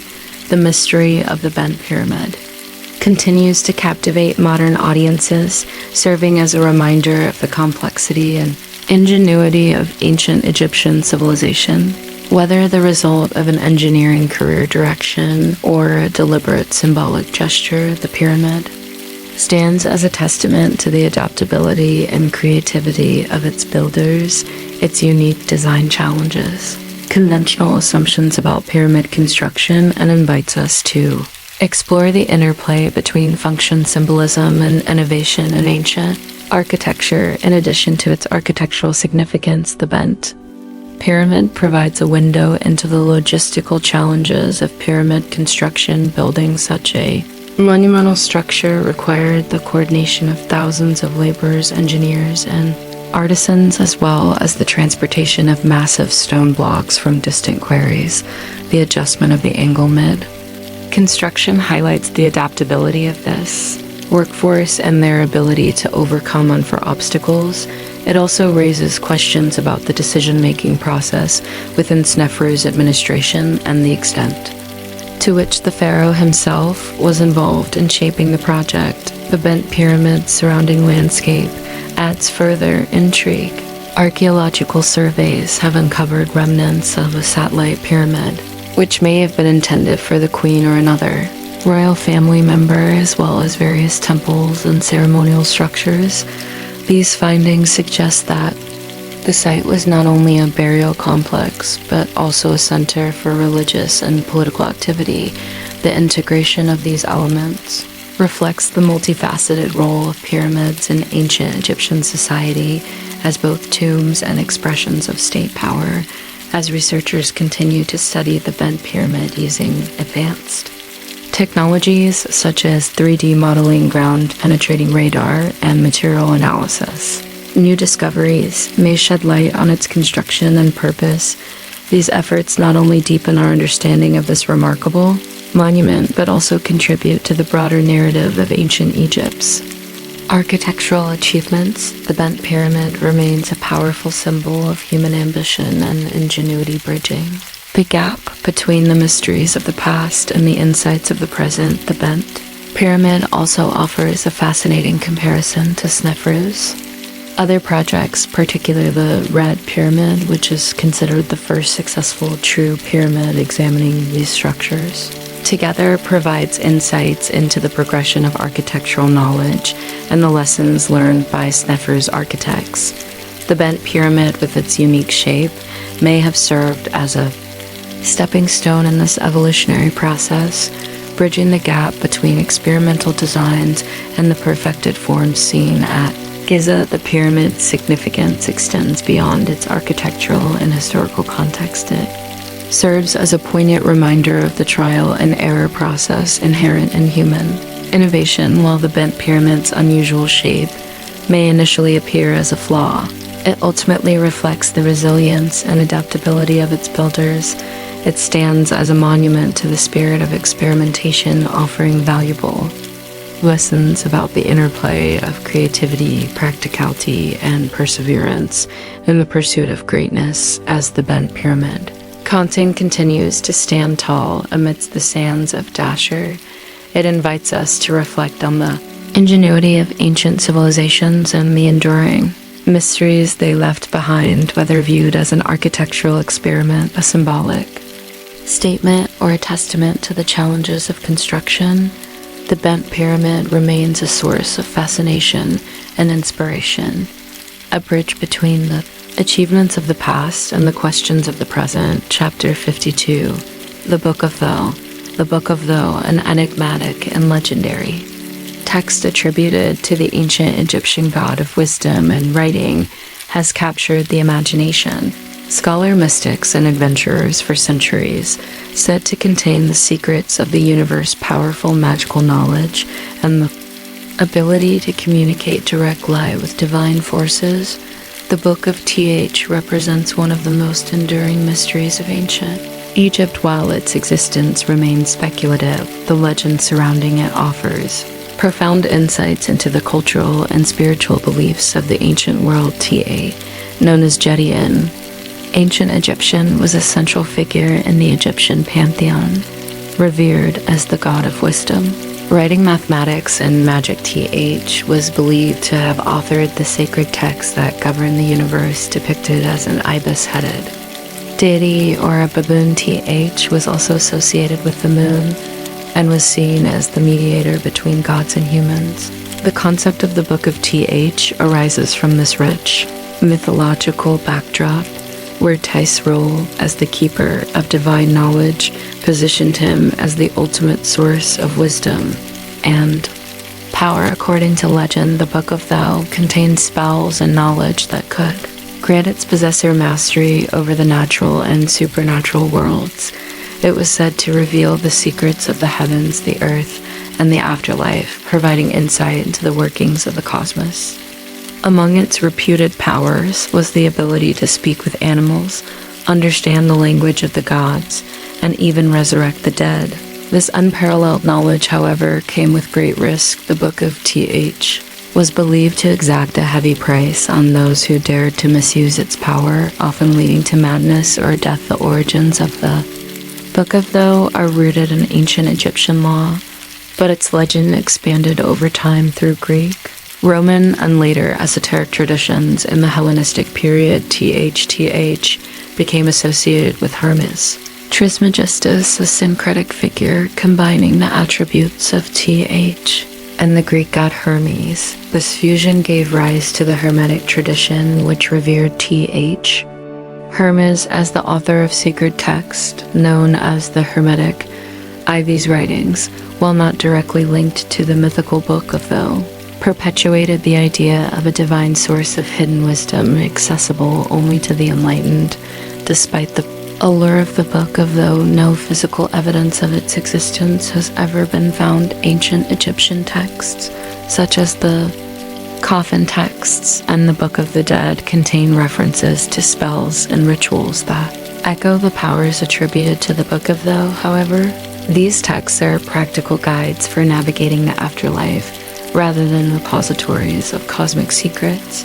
The Book of Thoth, as described in legend, remains elusive, existing more as a symbol of ultimate knowledge than as a tangible artifact. The Book of Thoth's influence extends beyond ancient Egypt, shaping mystical and occult traditions in later cultures. During the Renaissance, the rediscovery of Hermetic texts inspired a resurgence of interest in ancient wisdom, magic, and alchemy.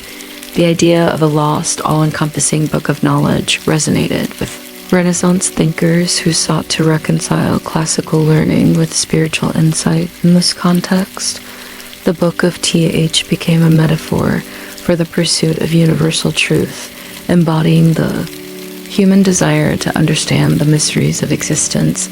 Modern interpretations of the Book of Thoth often intertwine with speculative theories about advanced ancient civilizations and extraterrestrial influence. Some proponents of alternative history suggest that the book's purported knowledge could reflect lost technologies or insights from a pre-Egyptian culture. While these ideas lack empirical support, they highlight the enduring fascination with the notion of hidden wisdom passed down through the ages.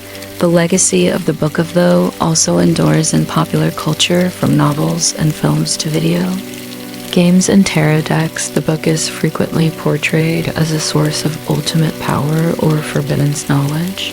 One notable example is the Th Tarot, created by the occultist Elisa Crowley in the early 20th century.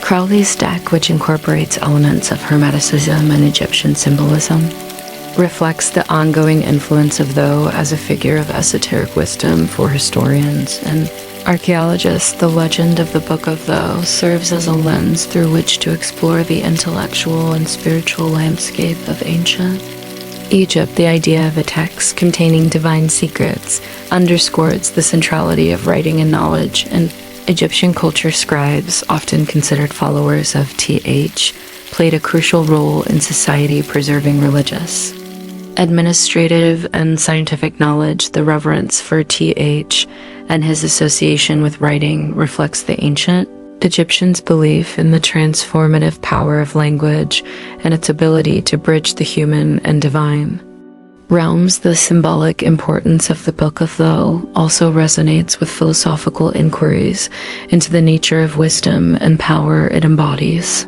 The tension between the desire for knowledge and the ethical responsibility of its use. Ancient Egyptian narratives about Th often emphasize his role as a mediator and guide, cautioning against the misuse of sacred knowledge. This theme, echoed in myths surrounding the Book of Thoth, highlights the universal challenges of wielding power responsibly, a concept that continues to be relevant in modern times. Beyond its mythological and cultural significance, the Book of Thoth invites speculation about the real-life inspiration behind such a concept.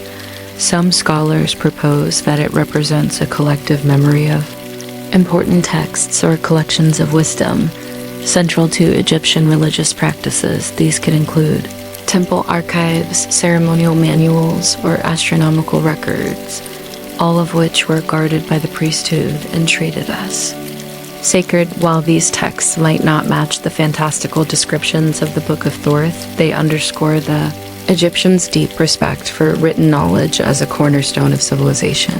The narrative of the Book of Thoth also serves as a metaphor for the human quest for enlightenment. Its portrayal as an unattainable or dangerous object reflects the paradox of seeking absolute truth. The closer one approaches, the greater the potential for both revelation and peril.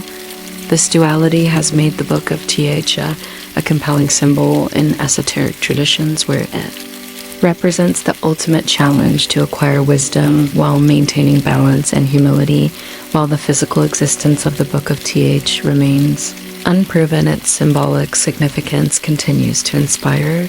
It represents the quest for wisdom, the balance between knowledge and power, and the ethical responsibility that comes with understanding the mysteries of the universe.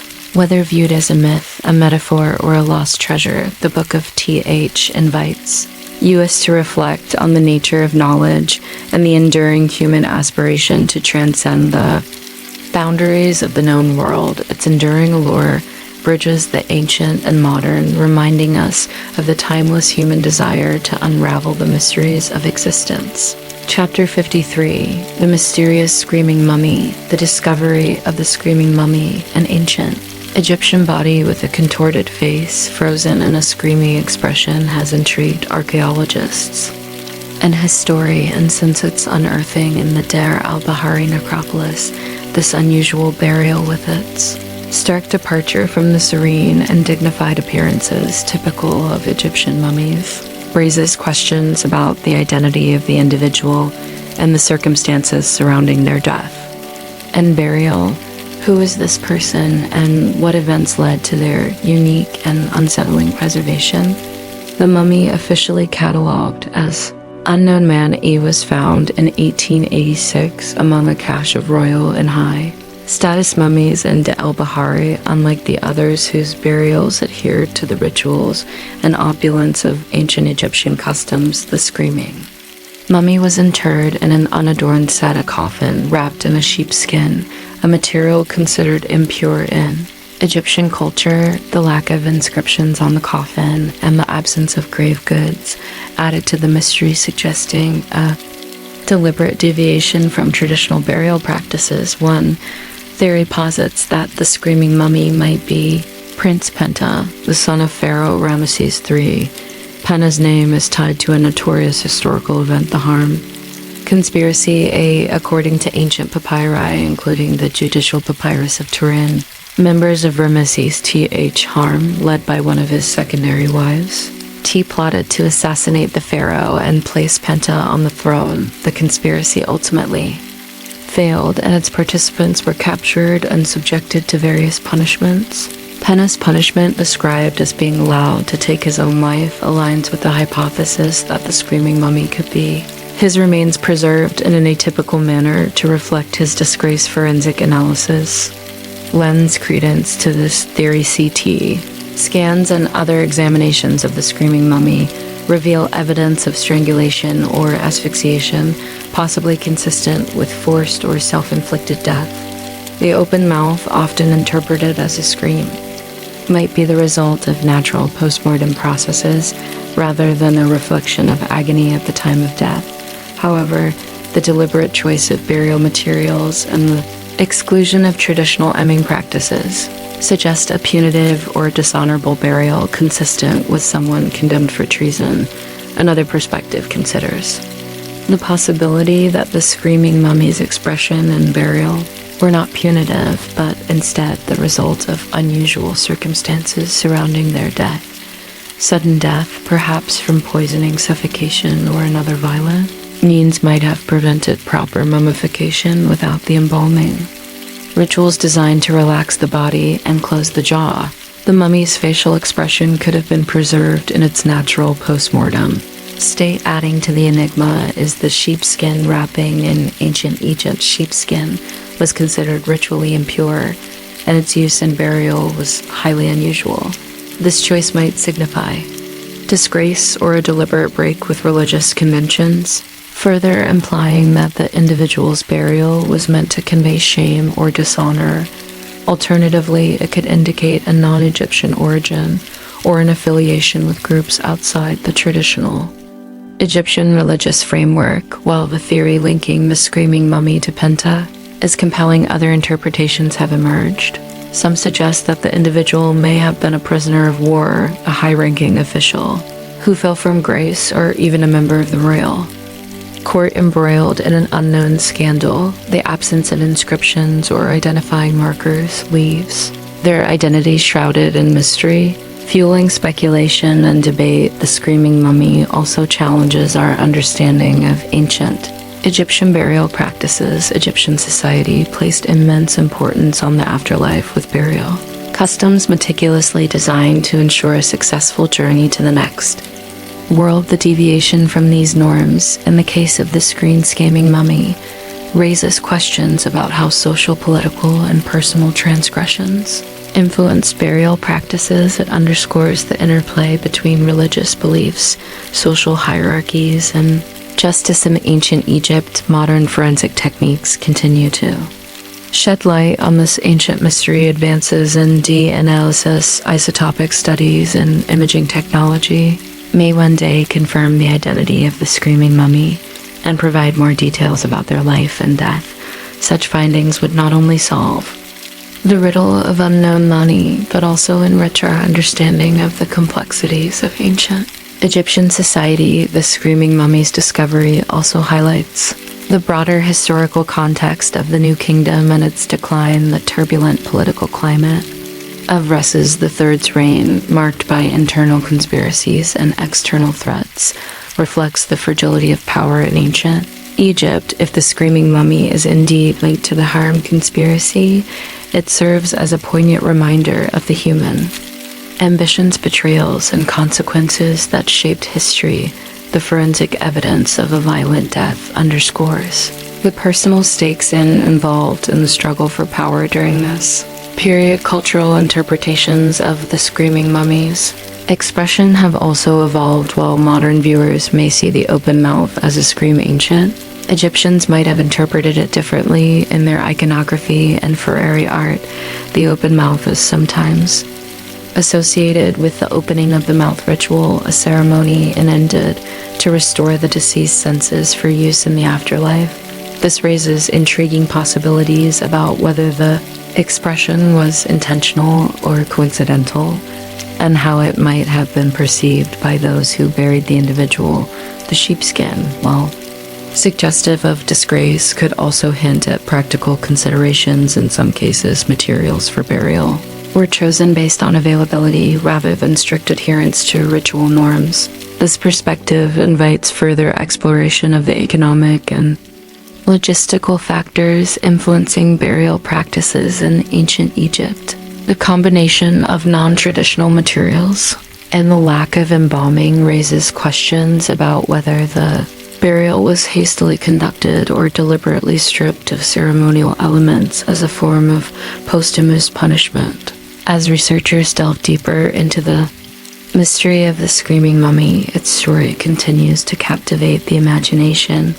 The mummy's unique condition and enigmatic burial stand as a testament to the complexity of human history, where personal narratives intersect with broader cultural and political forces. Whether a disgraced prince, a victim of conspiracy, or an unknown figure caught in extraordinary circumstances, the screaming mummy's silent scream echoes through the ages, challenging us to uncover the truths hidden in the sands of time. Chapter 54. The true purpose of obelisks.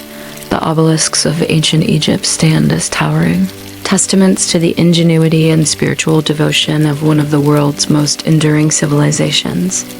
These monumental stone pillars, characterized by their tapering form and pyramidon-topped peak, are traditionally associated with the sun god Ra and the concept of divine kingship. However, their precise purpose remains a subject of ongoing debate.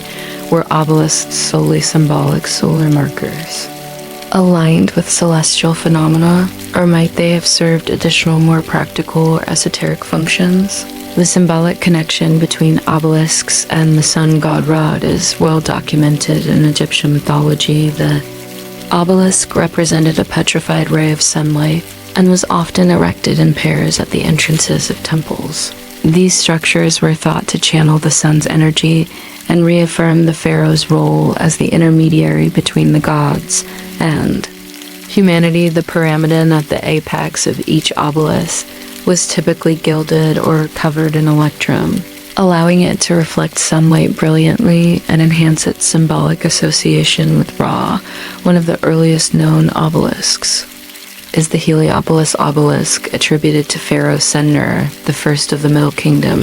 Heliopolis, a major religious center dedicated to Ra, served as a focal point for solar worship and the placement of obelisks in this sacred city underscores their connection to the sun, yet beyond their religious Significance: obelisks were also marvels of engineering carved from single blocks of granite, typically sourced from the quarries of Aswan. Transporting and directing these colossal monuments require advanced knowledge of physics and logistics. Reflecting the Egyptians' mastery of construction techniques, some scholars argue that obelisks functioned as solar markers aligned with celestial events, such as solstices and equinoxes. Their vertical form and precise placement may have allowed ancient Egyptians to track the movement of the sun and chart agricultural cycles. In this context, obelisks could be seen as both spiritual and practical tools, bridging the realms of the divine and the mundane.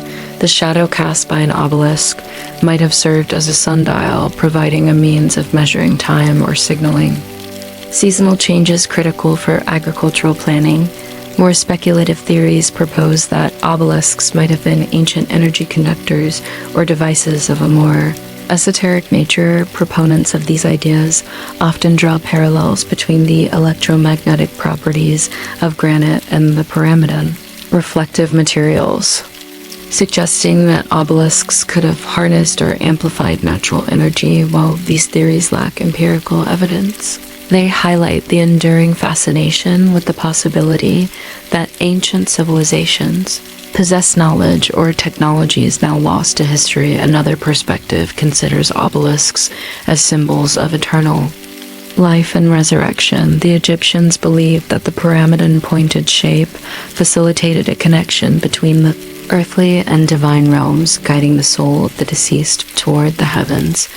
This interpretation aligns with the broader architectural and artistic themes of ancient Egypt, where structures and symbols were often imbued with layered meanings that intertwine the physical and metaphysical.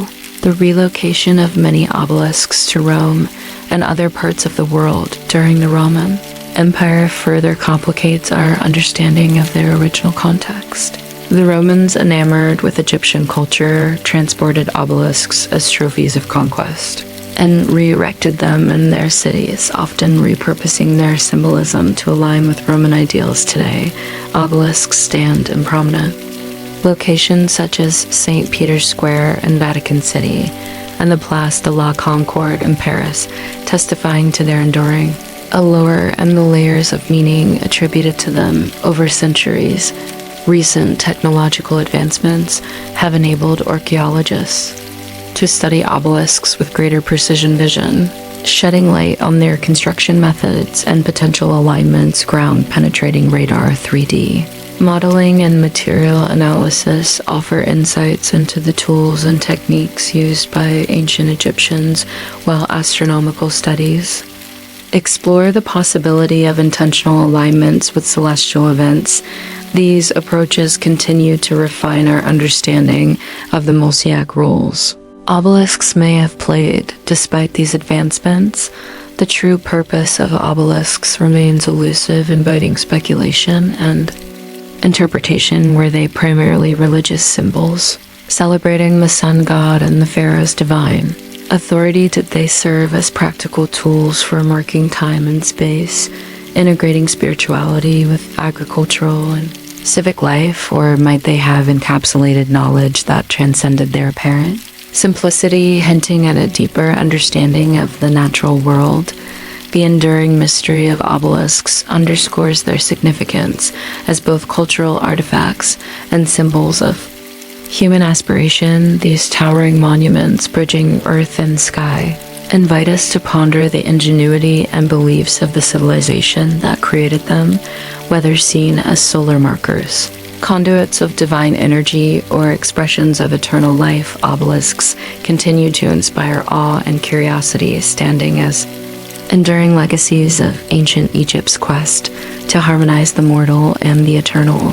Obelisks also served as markers of royal achievement and power, their inscriptions often commemorating significant events or glorifying the reigns of the pharaohs who commissioned them. By inscribing these monoliths with hieroglyphic texts, rulers could immortalize their deeds and solidify their legacy.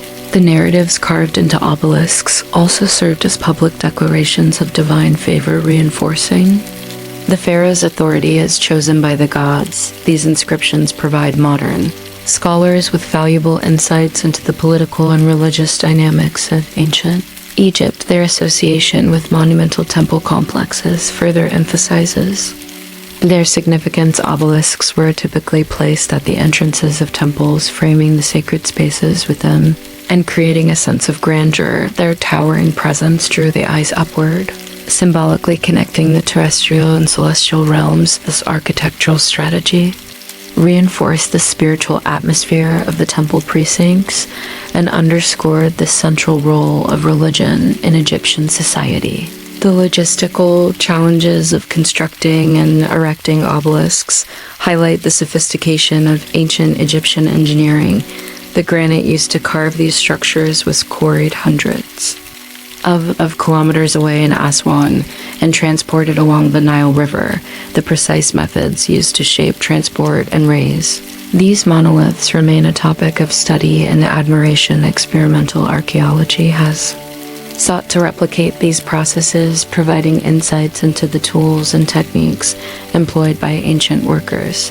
The unfinished obelisk at Aswan, still lying in its quarry bed, offers a unique glimpse into the obelisk construction process. This massive monument, abandoned due to cracks in the granite, reveals the methods used to carve these structures directly from the bedrock. Its sheer size, estimated to weigh over 1,000 tons, underscores the ambition and technical prowess of the builders, while its incomplete state serves as was a testament to the challenges they faced. In addition to their religious and symbolic roles, obelisks may have played a practical role in navigation. Their towering heights and distinctive shapes made them visible landmarks in the landscape, potentially aiding travelers and river navigators position near temples and important urban centers. Obelisks could have served as guideposts, reinforcing their presence as markers of both sacred and secular significance. The continued fascination with obelisks reflects their timeless appeal and the layers of meaning they embody as enduring symbols of ancient Egypt. They bridge the gap between the past and present, inviting us to explore the intersection of art, science, religion, and human ambition. Whether viewed through the lens of history, archaeology, or cultural symbolism, obelisks remain profound expressions of humanity's quest to understand and connect with the cosmos. Chapter 55, the alignment of the pyramids. The Great Pyramids of Giza, among the most iconic monuments of ancient Egypt, are renowned not only for their immense scale and architectural grandeur, but also for their extraordinary alignment with the cardinal points. The precision of this alignment, with the pyramids oriented almost perfectly to true north, south, east, and west, has puzzled and fascinated researchers for centuries. How did the ancient Egyptians achieve such remarkable accuracy? Theories range from the use of advanced surveying tools to sophisticated astronomical observations, each offering insights into the ingenuity of this ancient civilization. The cardinal alignment of the pyramids is particularly striking given the lack of modern technology available to the ancient Egyptians. The Great Pyramid of Khufu, for instance, is aligned to within a fraction of a degree of true north, a level of precision that rivals or exceeds many modern constructions. This feat suggests a deep understanding of geometry, astronomy, and engineering. One widely accepted theory posits that the Egyptians relied on astronomical observations to achieve this precision. By tracking the movements of celestial bodies, such as the stars and the sun, they could determine the cardinal directions with remarkable accuracy. One proposed method involves the use of the circumpolar stars that never set below the horizon and are visible throughout the night. By observing the rotation of these stars around the celestial pole, ancient surveyors could establish a true north reference. The alignment would have been refined by marking the positions of the stars at regular intervals and calculating their midpoints. The rising and setting of the sun also provided a reliable means of determining east and west. Ancient Egyptian priests and engineers may have used a gay man, a simple vertical stick to observe the shadow. It cast at different times of the day, the shortest shadow would indicate the direction of true north at noon, while the points where the sun rose and set on the horizon could define the east-west axis. These observations, combined with meticulous measurements and calculations, could have allowed the Egyptians to align the pyramids with astonishing accuracy. Another theory suggests that the Egyptians employed advanced surveying tools to complement their astronomical observations tools, such as plumb bobs. Sighting rods could help align structures along a straight line. The combination of these tools with observational techniques would have enabled the Egyptians to lay out their monument. All constructions with extraordinary precision, the role of geometry and mathematics in pyramid alignment cannot be overlooked. The Egyptians had a sophisticated understanding of geometry, as evidenced by their use of right angles and proportional relationships in architecture. The layout of the pyramids likely involved the establishment of a baseline and the use of geometric principles to divide the site into precise quadrants. The accuracy of this process would have depended on the expertise of the surveyors and their ability to maintain consistency across large distances. One intriguing possibility is that the alignment of the pyramids also reflects religious or symbolic considerations. The orientation toward true north may have been intended to connect the pyramids with the celestial realm, aligning them with the imperishable stars that represented eternity and the afterlife in Egyptian cosmology. This alignment would have reinforced the pyramids' role as gateways to the divine, linking the earthly and celestial worlds. Despite the compelling evidence for astronomical and surveying methods, some researchers have proposed alternative explanations. These include the possibility that the Egyptians used magnetic compasses or other advanced instruments, now lost to history. However, there is no direct evidence to support these claims, and they remain speculative.